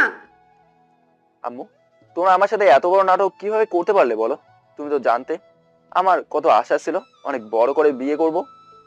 তুই যে কাণ্ড করেছিস সেটার কারণে এই আশা মন থেকে মুছে ফেল, পরে এক সময় অনুষ্ঠান করলেই হবে। এভাবে আরো অনেক কথাবার্তা বলে ওদের দুজনের বিয়ের কাজ শেষ হয়ে যায়। রাসেল এখনো মেয়েকে দেখেনি। এ রাত বাজে, ঘড়ির কাঁটা 12টা ছুঁই। এখনো রাসেল ঘরে যাচ্ছে না। ওর বন্ধুরা অনেক ভাবে বোঝাচ্ছে, তবুও কোনো কাজ হচ্ছে না। বরং রাসেল লাঠি নিয়ে সব কয়টাকে কানে ধরিয়ে রেখেছে, কারণ বিয়ের খবর ওকে বলেনি বলে। দোস্ত, আমার কান তো ব্যথা হয়ে গেছে। আমরা কি বলবো বল? আন্টি আঙ্কেল তো তোকে বলতে মানা করেছে। মানা করেছে? ওই, তোরা যদি আমাকে একবার বলতি তাহলে কি আমি এখানে আসতাম নাকি? তোদের কারণে শুধু শুধু মেয়েটার জীবন নষ্ট হলো। বন্ধু, যা হবার তো হয়ে গেছে, এবার যা না বাসর ঘরে গিয়ে বউকে দেখ, সে তো তোর জন্য সেই কখন থেকে অপেক্ষা করতেছে। নতুন বউ কষ্ট পাচ্ছে ভেবেই তোদের ছেড়ে দিলাম, তবে তোদের সব কটা ক্লাস আমি পড়ে নেব। আর একটা কথা শুনে রাখ, আমি এই মেয়েকে কখনোই মেনে নেব না। আরে দোস্ত, আগে রুমে গিয়ে দেখ মেয়েটা কে, তারপরে কথা বলিস। রাসেল আর কোনো কথা না বলে ধীরে ধীরে পাটি পেটে রুমে চলে আসে। এদিকে ইশরাত লম্বা একটা ঘোমটা দিয়ে খাটে বসে আছে। রাসেলকে রুমে আসতে দেখে একটু নড়ে চড়ে বসে। রাসেল রুমে আসতে ইশরাত উঠে রাসেলের পা ছুঁয়ে সালাম করে, কিন্তু রাসেল কিছুই বলছে না। ইশরাত আবারও খাটে গিয়ে বসে, আর রাসেলের এমন মুড দেখে মুচকি মুচকি হাসতেছে। রাসেল খাটে বসে বলে, দেখুন, আমি আপনাকে কোনোদিন স্বামী অধিকার দিতে পারবো না। আপনি জেনে শুনে কেন আমাকে বিয়ে করছেন সেটা আল্লাহই ভালো জানে। তবে বিয়ে যখন হয়েছে তখন আপনি আমার বউ, তবে সেটা নামে।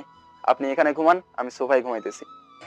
রাসেলের এমন কথা শুনে ইশরাত মাথার ঘোমটাটা ফেলে দিয়ে বলে, বিয়ের আগে তো ঠিকই আমার পিছনে পিছনে ঘুরঘুর করতা, আর এখন আয়শা বলতেছো আমাকে বউ হিসেবে মানো না? রাসেল ইশরাতের কণ্ঠ শুনে পিছনে ফিরে তাকে বড় একটা শট খায়। তবে ইশরাতে দেখে সেই কথাগুলো মনে পড়তেই রাসেলের এর আগের বাতি জ্বলে ওঠে। এই তুই এখানে? আমার বউ কোথায়? আর তোর সাথে তো আমার বিয়ে হয়নি। কি বলছো? তোমার সাথেই তো আমার বিয়ে হয়েছে, তাহলে আমি এখানে থাকবো না তো কে থাকবে শুনি? ও, তার মানে তুই সবাইকে হাত করে আমাকে ব্ল্যাকমেল করে বিয়ে করছিস? একটা কথা মনে রাখ, আমি তোকে বউ হিসেবে মানি না, আর মানবো না। আগে একটু প্রেম পাবার জন্য কত কি করেছো, আর এখন যখন আমি তোমার বিয়ে করাবো, বোনাস সহ সব কিছু পেয়েছো, তখন এমন কেন করতেছো? কারণ আমি তোকে ঘৃণা করি। তুই আমার বউ হবার যোগ্যই না।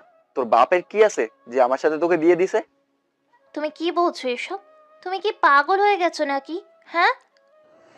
ইশরাতের জোর গলায় কথা শুনে রাসেল ঠাস ঠাস করে দুইটা থাপ্পড় লাগিয়ে দিয়ে বলে, চুপ, একটা কথাও বলবি না, আর একদম ধীরে কথা বলবি। কি মনে করছিস তুই সবাইকে পড়াতে পেরেছিস বলে আমাকেও পড়ে ফেলবি? আর এই রাসেল ভাঙবে তো মচকাবে না। দেখো, আমি তোমার সাথে যা করেছি সেটা ভুল, আমাকে ক্ষমা করে দাও প্লিজ। আমি তোমাকে আর কখনো কষ্ট দিয়ে কথা বলবো না, বা কষ্ট দিব না। সম্ভব না রে, সেটা আর কখনোই সম্ভব না। এই বুকে তোর জন্য কোনো ভালোবাসা নেই, আছে শুধু ঘৃণা আর ঘৃণা। রাসেল কথাটা বলেই সোফায় গিয়ে শুয়ে পড়ে। এদিকে ইশরাতের ঠোঁট থেকে রক্ত বেরোচ্ছে, সেই দিকে কোনো খেয়াল নেই। ইশরাতের চোখের জলে পরনের শাড়ি যেন পুরো ভিজে গেছে। ইশরাত সেখানে বসে বসে কান্না করতে থাকে। আর সে নিজের ভুলে নিজের সাথে পাচ্ছে, কেননা এমন তো হবার কথা ছিল না। আসলে যদি কারো উপর থেকে একবার মন ভেঙে যায়, তাহলে সেই মানুষের উপরে আর মন যেতে চায় না। আর যদিও যায়, তাহলে সেটা অনেক কষ্টের সাধনার পর। ইশরাত রাসেলের পায়ের কাছে বসেই ঘুমিয়ে যায়। সকালে ইশরাতের আগেই রাসেলের ঘুম ভেঙে যায়। রাসেল চোখ খুলেই দেখে ওর পায়ের উপরে মাথা দিয়ে ইশরাত ঘুমিয়ে আছে। চোখের পাপড়ি এখনো ভেজা, আর গাল বেয়ে পানি পড়ার চিহ্ন। চুলগুলো খোলা থাকার কারণে ইশরাতের মুখের উপরে এলোমেলো হয়ে আছে। ইশরাতকে এভাবে দেখে রাসেলের খুব হাসি পায়, কিন্তু সেটা আটকেই মনে মনে বলে, সিরাত, এমন তো হওয়ার কথা ছিল না। তুমি নিজেই আমাকে এমন হতে বাধ্য করেছো। যে বুকে তোমার জন্য শুধু ভালোবাসা ছিল, আজ সেই বুকে তোমার জন্য শুধু ঘৃণা আর ঘৃণা। রাসেল উঠে ওয়াশরুমে চলে যায়। আর এদিকে ইশরাতের ঘুম ভাঙতে ইশরাত উঠে নিজেকে গুছিয়ে নেয়। রাসেল ওয়াশরুম থেকে বের হতে ইশরাত রাসেলের সামনে গিয়ে মাথা নিচু করে আসতে বলে, আমি তো একটু ওয়াশরুমে যাব, আমাকে একটু ফেস ওয়াশ, সাবান আর টুথপেস্ট এনে দিবেন? ইশরাতের এমন কথা শুনি এবার কেন জানি রাসেলের মনে হাজারো রাগ থাকলেও সেটা প্রকাশ করতে পারল না। রাসেল আস্তে করে বলে দেয়, ওই যে আলমারি আছে, সেটার ভিতরে সবকিছুই আছে। আর ওই আলমারির পিনকোড হলো কোনো এক কালনাগিনীর নাম।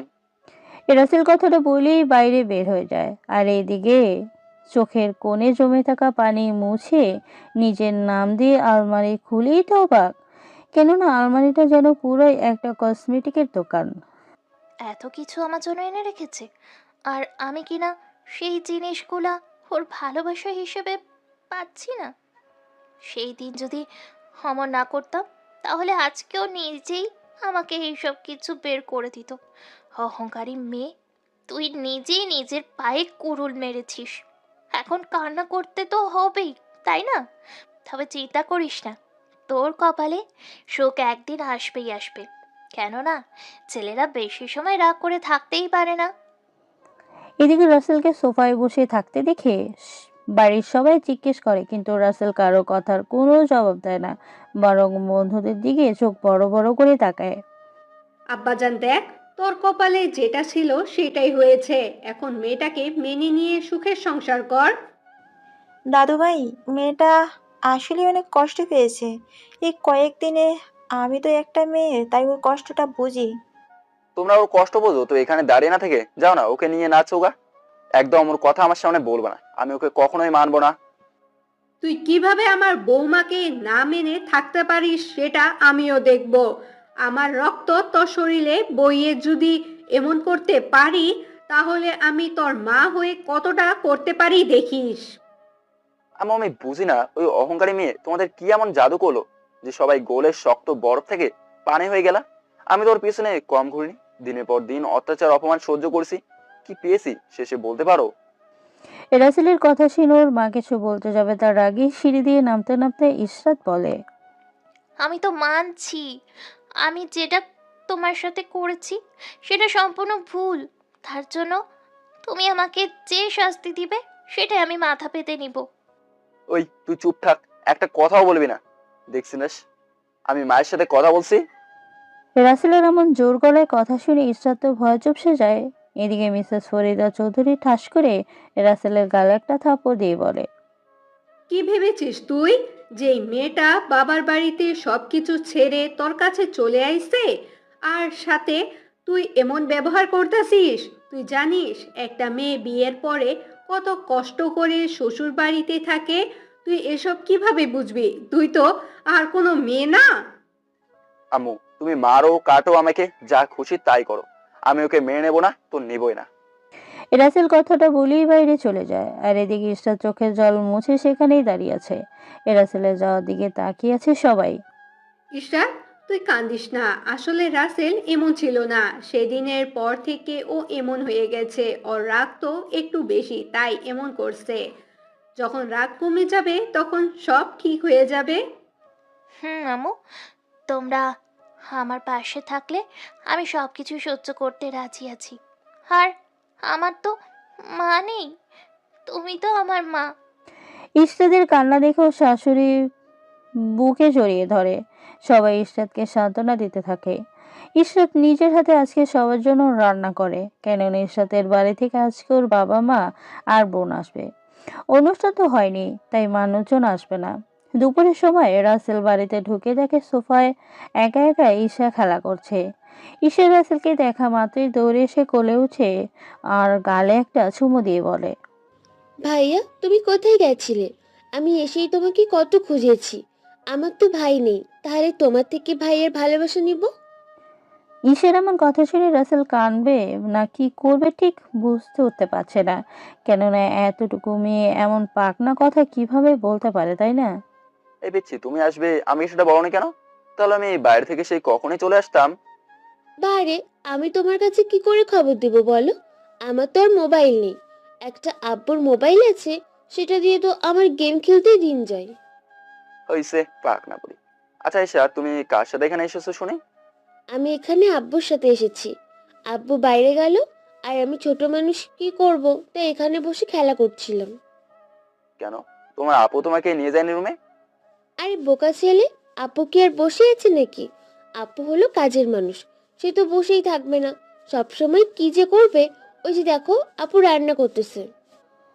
ঈশার কথা শুনে রান্নাঘরে ফুসকি দিয়ে দেখে ঈশাত রান্না করছে। শাড়ির আঁচল কোমরে গুজে দেখতে পুরাই বউ বউ লাগছে এখন। তাই রাসেল সেখানে আর না থেকে ঈশাকে সাথে নিয়ে বাইরে অনেক কিছু কিনে নিয়ে রুমে আসে। ঈশাকে রুমে বসে রেখে ওয়াশরুমে যায়।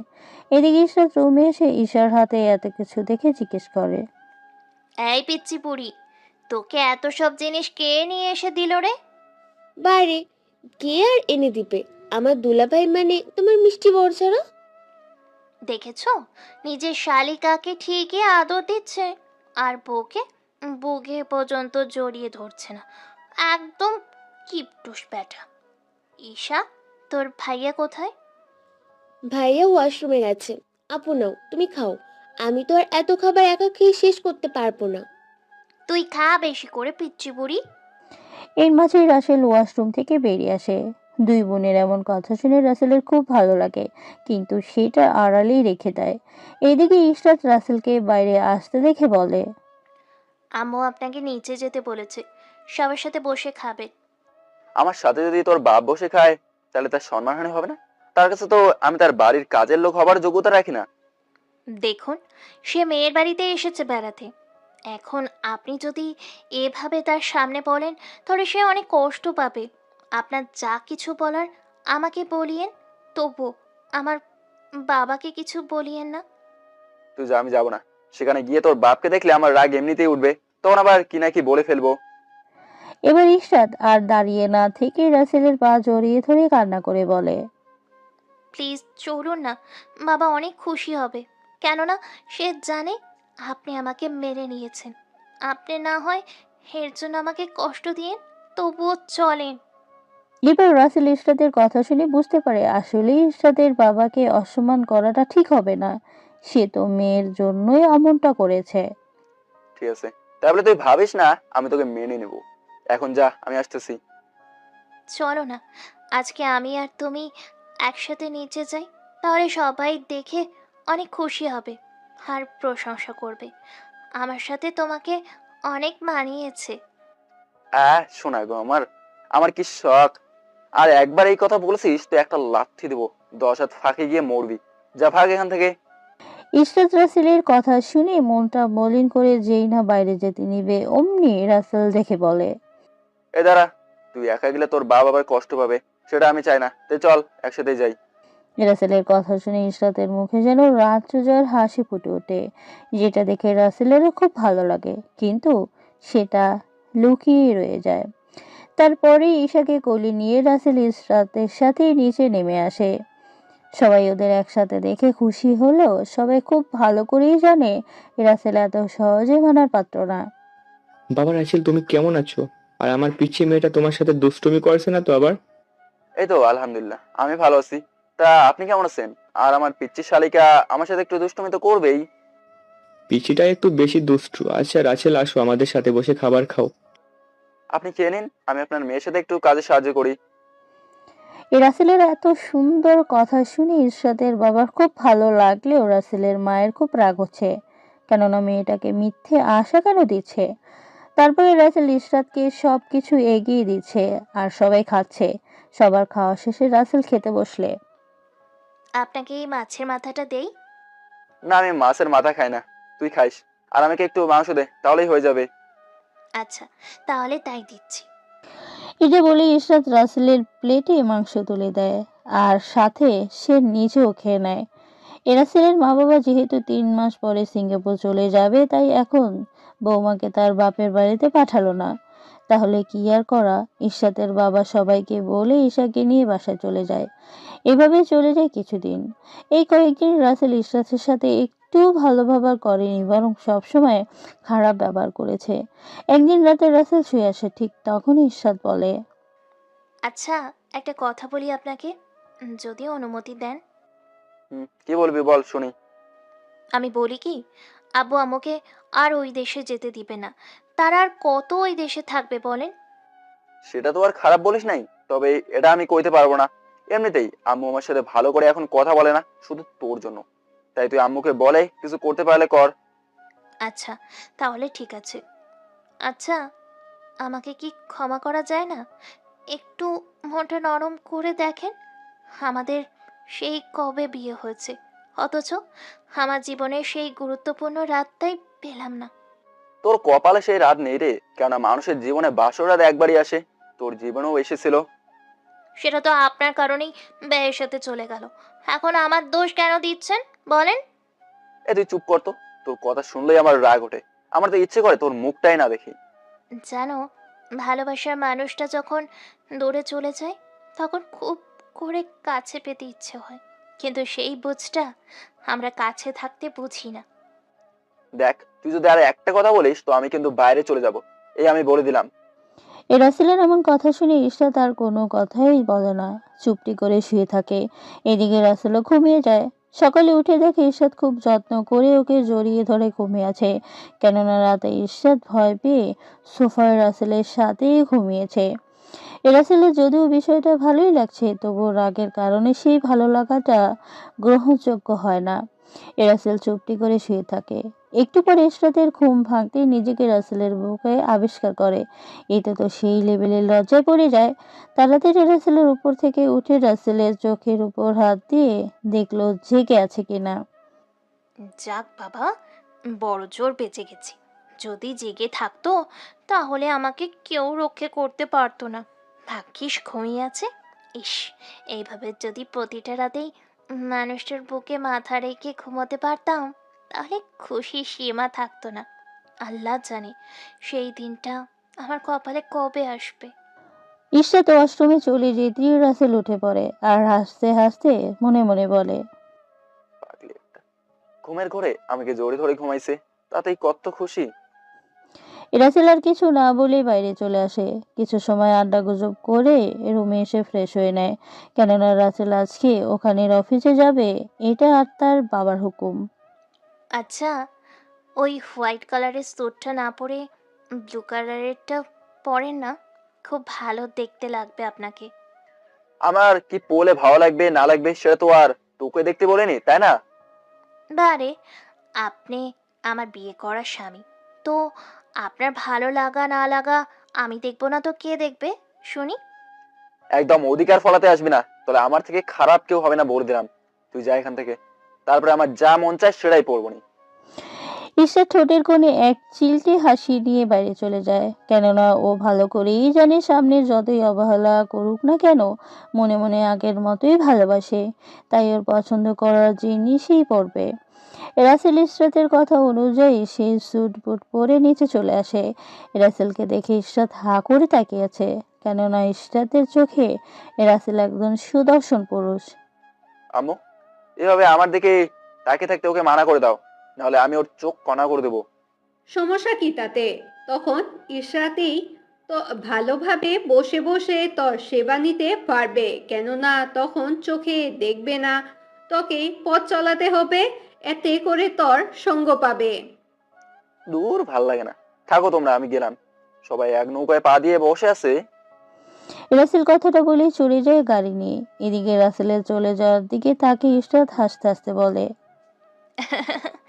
আম্মু, তুমি জানো আমি এই পোশাকটা পরতে বলেছি বলে দেখে আমাকে এতগুলো কথা শোনাইয়া বাইরে পাঠিয়ে দিচ্ছে, আর এখন কিন্তু ঠিকই সেই পোশাকটা পরে গেল। তাহলে কিন্তু বোঝাই গেল আমার প্রতি সেই ভালোবাসাটা এখনো আছে। মারে, ভালোবাসা তো আসেই, তবে সেটা অভিমানের নিচে চাপা পড়ে আছে, সেখান থেকে তোকে ভালোবাসা নিয়ে টেনে বের করতে হবে। মামু, ধীরে ধীরে আমি ঠিকই পারবো তোমার রাগী ছেলের মনে ভালোবাসার ফুল ফোটাতে। দোয়া করি মা, আল্লাহ যেন তোর মনের আশা পূরণ করে। এভাবে বউ শাশুড়ি মিলে আরো অনেক কথা বলে কাজ করতে থাকে। দুপুরে রাসেল অফিসে বসে কাজ করতেছে, এমন সময় ইশরাতের নাম্বার থেকে বারবার কল আসে। এক পর্যায়ে বিরক্ত হয়ে ফোন বন্ধ করে রাখে, যেটা দেখে রানা বলে, কেননা রাসেল ওর সব কয়টা বন্ধুকেই ওখানে চাকরি দিছে। আচ্ছা দোস্ত, তোকে কে ফোন দিচ্ছে যে তুই বারবার ফোন কেটে দিচ্ছিস? দেখ, তোদের জন্যই কিন্তু আমাকে এই দিন দেখতে হচ্ছে, তাই জেনেও না জানার ভান করবি না কইলাম। ও, তার মানে তোকে ভাবি ফোন দিচ্ছে আর তুই ফোন বন্ধ করে রাখলি? সেটা আবার বলতে। আচ্ছা, এবার তাহলে এই কাজের কথা আসি। কাজের কথা পরে বলবো, আগে ফোনটা নিয়ে কথা বলে দেখ ভাবি আসলে কি বলে। এই হনুমানের দল, তোদের কে বলেছে ওকে নাম্বার দিতে? হ্যাঁ, তোরা সব কটা আসলে শয়তান। রাসেল পারভেজের হাত থেকে ফোনটা নিয়ে ইচ্ছে না থাকা সত্ত্বেও রিসিভ করে কথা বলে। এই তোর কি হয়েছে হ্যাঁ, যে বারবার এভাবে নন স্টপ ফোন দিয়ে একটা মানুষকে বিরক্ত করতেছিস? আমার কি দোষ বলো? তুমি খাবার নিয়ে যাওনি, তাই ফোন দিচ্ছি যে তুমি দুপুরে খাইছো নাকি। না, খাইনি আর খাবোও না এখন। হয়েছে, ফোন রাখ। রাসেল কলটা কেটে দিয়ে ফোন পারভেজকে দিয়ে দেয় আর সবগুলোরে উদ্দেশ্য করে বলে, ওই শোন, তা আমার সামনে থাকলে সব সময় ফোন বন্ধ রাখবি, নাহলে ওই আমাকে জ্বালিয়েই মারবে। প্রেম করার সময় মনে ছিল না, এখন আইসে বিয়ের পর আধিক্যতা দেখাতে। রানা পারভেজের পিছনে লুকিয়ে উপরে কথাটা বলে, যেটা শুনে রাসেল আস্তে করে বলে, পিছনে লুকিয়ে বললি কেন? আয় সামনে এসে বল।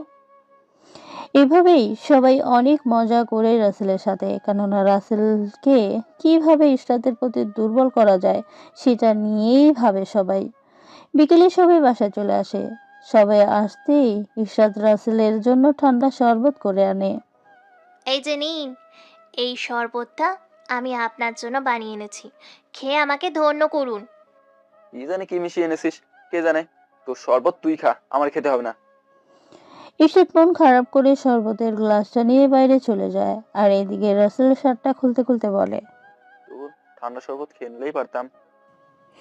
রাসেলের কথা দরজায় আড়াল থেকে সবটাই শুনতে পায় ইশরাত। আর সব কথা শুনে দরজার আড়াল থেকে বেরিয়ে এসে বলে, এই যে, আমি এখনো যাইনি। এই যে, ঠান্ডা শরবতটুকু খেয়ে নিন, কেমন? এবার রাসেল আর কোনো কথা না বলে চুপচাপ খেয়ে নেয় আর ইশরাতকে ধন্যবাদ দেয়। ইশরাত বাইরে যেতে যেতে বলে, একেই বলে বিড়াল মাইনকার সিপাই পড়ছে গাছে চড়ে। আমি কত করে সাধলাম, উনি খাবেন না, এখন ঠিকই গেল। ঢং দেখলে পাচ্ছি না। এভাবেই দেখতে তার অনেকগুলো দিন চলে যায়। ইশরাতের জোড়াজড়িত শ্বশুর শাশুড়ি কেউ আর সিঙ্গাপুরে যায় না, এখান থেকেই ব্যবসা দেখাশোনা করে, আবার মাঝে মাঝে গিয়ে চলে আসে। এদিকে ইশরাত এখনো রাসেলের মনে জায়গা স্থান করতে পারেনি, তাই বলে চেষ্টা, কিন্তু ছেড়ে দেয়নি রাতের খাবার সময়। রাসেল, আমার কিন্তু একদম ভালো লাগছে না। তুই মেয়েটাকে এভাবে কষ্ট দিচ্ছিস কেন? মেয়েটা কি আর তোর থেকে কম কষ্ট পাচ্ছে? আমি কি ওকে কষ্ট সহ্য করতে বলেছি নাকি? ও চলে গেলেই তো পারে। এখন কাছে আছে আর বড় বড় কথা বলছিস, যখন চলে যাবে তখন ঠিকই আবার পিছন পিছনে ঘুরে বেড়াবি। দাদি, নাইরা বেলতলায় একবারই যায়, কথাটা কিন্তু মিথ্যে নয়। নাইরা বেল তলায় গেলে মাথা ফাটবে ভেবে তো আর বেল কুড়ানো বাদ রাখে না। তুই জানিস মেয়েটা সব সময় কান্না করে, সেটা তুই দেখিস না? মা মরা মেয়েটাকে এভাবে আর কষ্ট দিস না। আর কালকে ওকে নিয়ে ওদের বাড়ি থেকে ঘুরে আয়। 2 মাসের উপরে হলো এখানে এসেছে। আমি যেতে পারবো না, তুমি দাদুকে বলো, দাদু আর নাত বউকে নিয়ে ঘুরে আসবে নি। মারবো এক থাপ্পড়। তোর দাদু ওকে দেখতে যাবে আর তুই নিয়ে যাবি। এত কথা কেন বলিস? হ্যাঁ, আমি যাবো না আম্মু, শুধু শুধু কেন জোর করতেছো বলো? তুই যাবি, তোর বাবাও যাবে, বুঝলি? তাহলে বাবাকেই পাঠাও, আমি যাবো না ওকে নিয়ে। আর আমি গেলে ওকে হেঁটে নিয়ে যাব। আব্বাজান, এবার কি ভালো হচ্ছে না বলে দিলাম। এভাবে সবাই মিলে বোঝানোর পরে রাসেল শ্বশুর বাড়ি যেতে রাজি হয়। পরের দিন সকালে রাসেল রেডি হয়ে রুমের বাইরে দাঁড়িয়েছে আর ইশরাত শাড়ি পরতেছে। দেরি হচ্ছে দেখে রাসেল দরজা ঠেলে দিতে খুলে যায় আর সামনে তাকিয়ে দেখতে পায় ইশরাত শাড়ির আঁচল হাতে নিয়ে দাঁড়িয়েছে, কেননা কুচি ধরতে পারছে না। রাসেলকে ডাকার সাহস হয়নি তাই ডাকেনি, কিন্তু যেহেতু নিজেই থেকে এসেছে তাই ইশরাত বলে, ওই, একটু শাড়ি কুচিটা ধরে দাও না, আমি একা একা পারতেছি না। অনেক চেষ্টা করছি, শুধু বারবার খুলে যায়। ইশরাতের কথা শুনে রাসেল বড় বড় চোখ করে তাকিয়েছে ইশরাতের দিকে, যেটা দেখে ইশরাত আর কিছু বলে না। রাসেল একটু এগিয়ে এসে শাড়ির আঁচল ধরে বলে, যেটা পারস না সেটা করতে যাস কেন? এতদিন তোকে কে শাড়ি পরে দিত শুনি? আম্মু পরায় দিত, আর মাঝে মাঝে দাদির থেকে সাহায্য নিতাম। আর বাড়িতে তো পার্লার থেকে পরে আসতাম। আসলে আমি তো তেমন শাড়ি পরি না, কিন্তু তোমার শাড়ি পরা মেয়ে বেশি পছন্দ, তাই পরার চেষ্টা করি। ইশরাতের এই কথাটা শুনে রাসেলের খুব ভালো লাগে। রাসেল সুন্দর করে ইশরাতের শাড়ির কুচি ধরে দেয়। রাসেল যেই না কুচি গুছতে যাবে অমনি ইশরাতের পেটে রাসেলের হাতে স্পর্শ করতেই ইশরাত কেঁপে ওঠে, যেটা বুঝতে পেরে রাসেল ইশরাতের হাতে কুচি দিয়ে বলে, নে এবার এটা গুজে দে, তাহলেই হয়ে যাবে। তুমি একটু গুজে দাও না, সবটাই তো তুমি করলে, তাই না? তোকে নিয়ে পড়েছে আমি মহা জ্বালায়, কিছু বলতেও পারি না, বকা খাই। আর সহ্য করলো আমার ইগো কষ্ট পায়। কি যে করি বুঝি না। কি আর করবে বলো, এই পাগলি বউটা যে তোমারই, ফেলে দিতেও পারবে না। তাই আমি বলি কি, বুকে ধরে রাখো। তোর ওজন অনেক বেশি, তাই তোকে বহন করতে পারবো না, বুঝেছিস? তোমার কথা মতো আমি তাহলে মোটু একটা মেয়ে, তাই না? একদম হাতির মতো। যাও, আমি যাব না তোমার সাথে। আরে বোন, এভাবে আমাকে আর জ্বালাস না, চল তো। আম্মুর জন্য তোকে কিছু কইতেও পারছি না, নাহলে তোর ন্যাকামো আমি বের করতাম। হ্যাঁ, তুমি আমাকে বকা দিচ্ছ, আবার বইনও বলছো। যাও, আমি যাব না। তুমি পচা বেটা, একদম ভালো না। আরে বাবা, আমি তো এটা কথার কথা বলেছি। এখন তাড়াতাড়ি চল, নাহলে আমার মুড কখন পরিবর্তন হয়ে যাবে কে জানে। এভাবে আরো কিছু কথা বলে রাসেল ইশরাতকে নিয়ে শ্বশুর বাড়ি যাওয়ার জন্য নিচে চলে আসে। ওদের দুজনকে একসাথে দেখে দাদি বলে, হাই হাই, কিতনা সুন্দর লাগতা হে दोनों को। দোয়া করি আল্লাহ যেন সারা জীবন এভাবে তোদের একসঙ্গে থাকার তৌফিক দান করে। ওই বুড়ি, তোমার দোয়া তোমার কাছেই রাখো, আমি গেলাম কেমন? বান্দর ছাড়া তুই আর ভালো হলি না। আচ্ছা দেখে শুনে যাস আর নাত বউকে দেখে রাখিস। রাস্তায় তো আবার শকুনের চোখ অভাব থাকে না। শকুনদের খাইয়া তো আর কোনো কাম নাই। তোমার এই পেতনি নাত বউকে দেখতে যাবে। যেই না চেহারা, তার আবার নাম রাখছে পেয়ারা। সেই পেতনির রূপ দেখে আমার নাতির মাথা খারাপ হয়েছে। সেটা তো আবার ভোলার মতো না, তাই না দাদু ভাই? রাসেল আর কোনো কথা না বলে সেখান থেকে চলে যায়, কেননা বুড়ি এবার কথাটা জায়গা মতো বলেছে। রাসেল গাড়ি নিয়ে যাবে অমনি ইশরাত বলে, ওই চলো না, ওই দিনের মতো রিক্সা করে যাই। তোমার পাশে বসে, তোমার হাতে হাত রেখে রিক্সায় বসে পথ চলার মজাটাই আলাদা। আমি কি গরিব মানুষ যে সিঙ্গাপুরের টপ বিজনেসম্যানের আদরের পুত্রবধূকে রিক্সায় করে নিয়ে যাব? তাই কি হয়েছে, চলো না রিক্সা যাই। আমার কত স্বপ্ন আসা, তোমার সাথে রিক্সায় ঘুরে বেড়াবো, একসাথে লাঞ্চ করব, এক মগে কফি খাবো। কি স্বপ্ন! ওই, তোর স্বপ্ন পূরণের দায়িত্ব কি আমি নিয়েছি নাকি? যেভাবে বলছিস, একদম চুপচাপ চল, নাহলে আমি কিন্তু যাবই না। রাসেল ধমক দিয়ে কথাটা বলতে ইশরাত চুপ হয়ে যায়, আর কোনো কথা বলে না, যেটা থেকে রাসেল ভালো লাগে না। কেননা প্রিয় মানুষের কথা শোনার ফিলিংসটাই অন্যরকম আসে। রাসেল একটা রিক্সা ডেকে চলতে শুরু করে। ইশরাত এবার সেই খুশি। কিছু পথ যাবার পরে ভাবতেছি আরেকটা বিয়ে করবো রে। তুমি আমাকে রেখে আরেকটা বিয়ে কেন করবে? আমি তো তোমার মনের সব আশা পূরণ করি, তাই না? কই পূরণ করিস?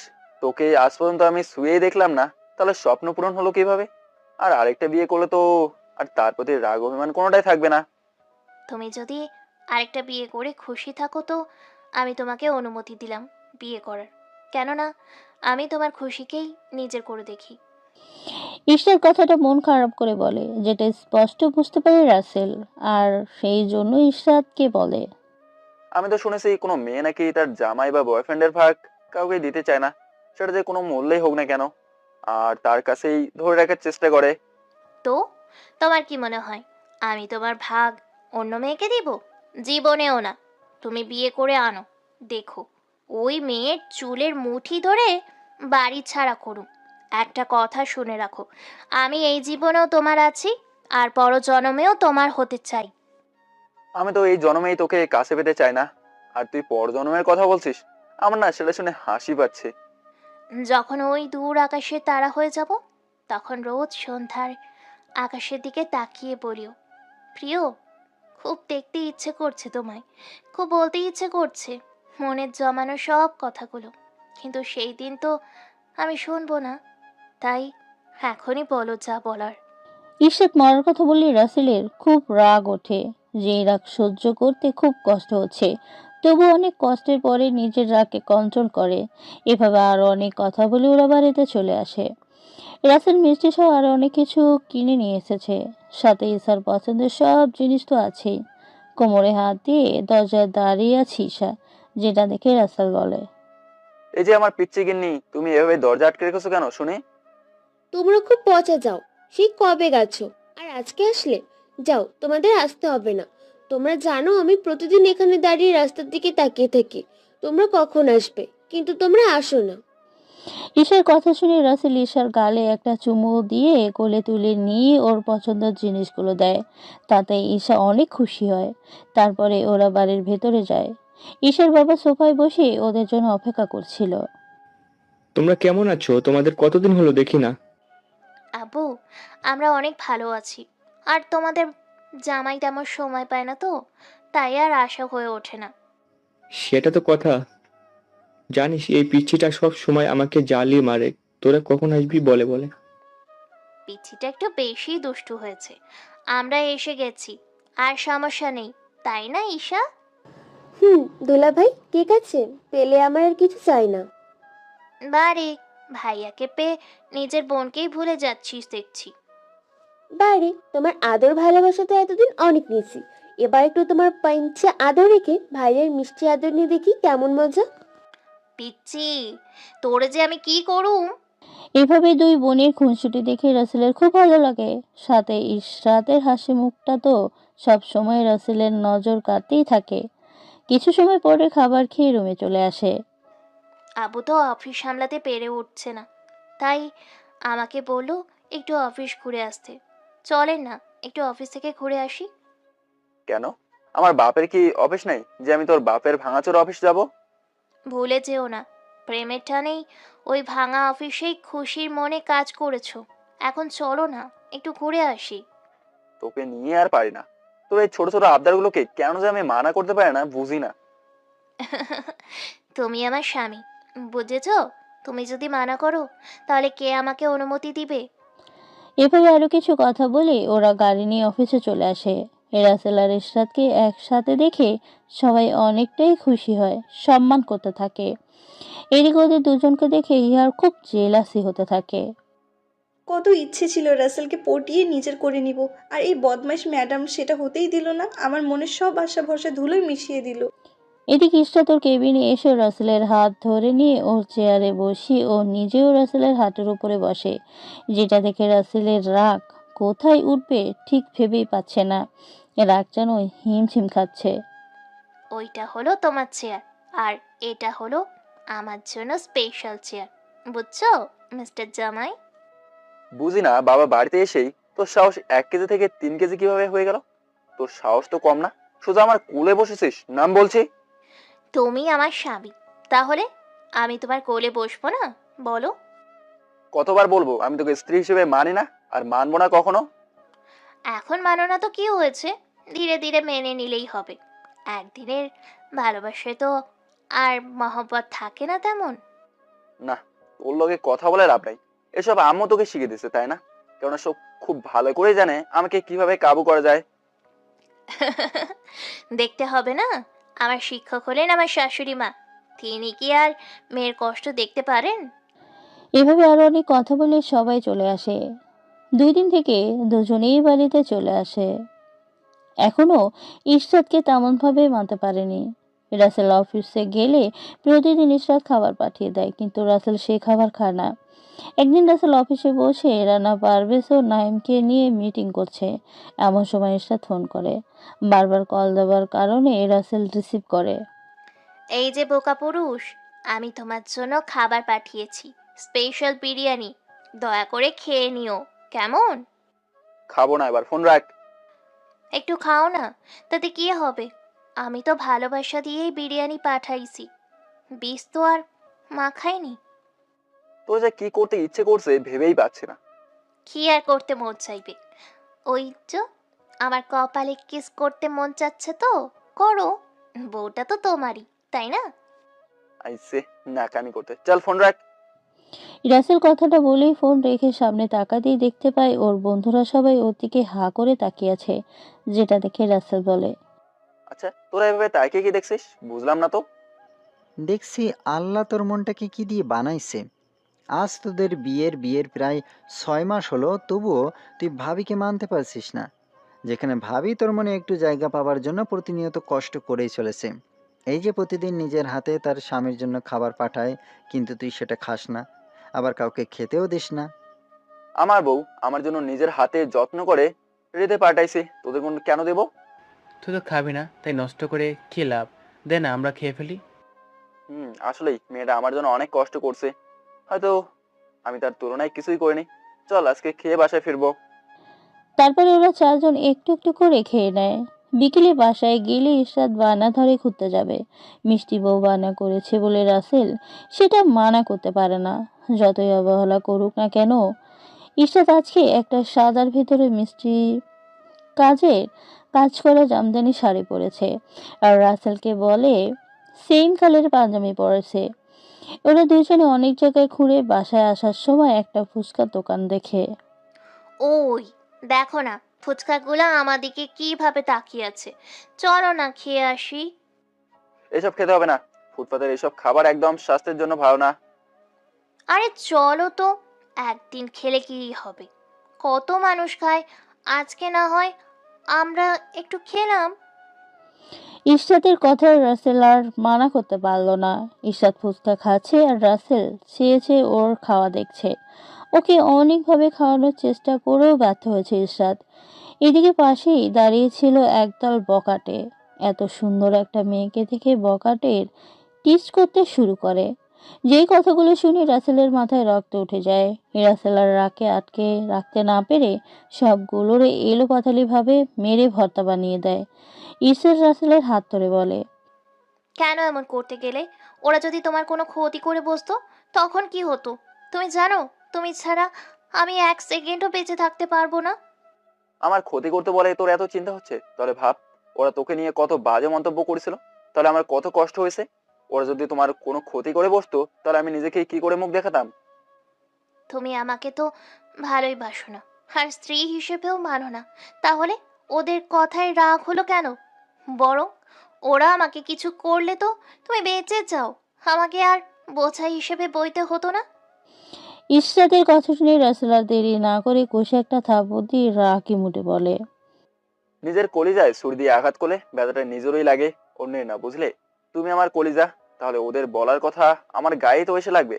আরেকবার এসব কথা বললে একদম জানে মেরে ফেলবো। জানো, তোমার কষ্টের পরিমাণটা যখন বেশি হয়ে যায় তখন মনে হয় দূর আকাশের তারা হয়ে যায়। তাহলেও তোমার দূর থেকে দেখতে তো পাবো, কিন্তু আবার মনে করি আমার বোকা স্বামীটাকে একা ফেলে কিভাবে চলে যাই। খুব ভালোবাসি যে তোমাকে। আমিও তোমাকে অনেক বেশি ভালোবাসি, যেটা হয়তো এই বুকটা ছেড়ে দেখালে বিশ্বাস হতো। ঈশাত লাফ দিয়ে রাসেলকে জড়িয়ে ধরে। সুখে ঈশাতের চোখ দিয়ে পানি চলে আসে। এখন মনে হচ্ছে ওর মতো সুখী এই পৃথিবীর বুকে দ্বিতীয় জন নেই। জানো, এই দিনটা দেখার জন্য আমি সেই কত দিন হলো অপেক্ষা করতেছি। আজ আমি অনেক খুশি, আমার স্বামী আমার মনের কষ্ট বুঝতে পেরেছে। লাভ ইউ বর। লাভ ইউ টু বউ। আমিও তোমাকে অনেক অনেক ভালোবাসি, যেটা তোমার করা সেই অপমানের নিচে চাপা পড়েছিল। জানো, আমি সামনে যতই তোমাকে অবহেলা করি না কেন, ভিতরে ভিতরে ঠিকই তোমাকে দেওয়া কষ্টের জ্বালা অনুভব করি, কিন্তু ইগোর কারণে কিছু বলতে পারে নাই। ওরে আমার দুষ্টু বর রে, এত ভালোবাসে অথচ বউকে দূরে সরিয়ে রেখেছে। আচ্ছা শোনা, এবার চলো যাওয়া যাক। এবার ওরা খুশি মনে বাসায় চলে আসে। ঈশাত ও রাসেল মিলে যেন আকাশটাও অনেক খুশি হয়েছে। তাই তো আকাশের সেই খুশিটাকে বৃষ্টি আকারে প্রকাশ করে। ঈশা জানালার ধারে দাঁড়িয়ে বাইরে হাত দিয়ে বৃষ্টির পানি নিয়ে খেলা করতেছে, আর পেছন থেকে জড়িয়ে ধরে ঈশাতের কানের ঝুমকোর সাথে খেলা করছে রাসেল। আচ্ছা ইসরাত, তোমার কি এখন ইচ্ছা হয় না আমাদের এই সম্পর্কটাকে আরো মজবুত করার জন্য কিছু একটা করার? আমি তো এত কিছু বুঝি না, তাই তুমি একটু বুঝিয়ে বলো না কিভাবে কি করতে হবে সম্পর্ক মজবুত করার জন্য। আরে বউ পাখি, তোমার শুনলে না দাদি কি বললো? হুম, সেটা তো শুনেছি, কিন্তু তুমি কি করবে সেটা আগে জানার বিষয়। আমার তো এখনই বেবি হলে ভালো হয়। এত সোজা না, বেবি নিতে হলে অনেক কষ্ট করতে হয়, বুঝলে? যে এই কষ্টটা তুমি নিতে পারবে না।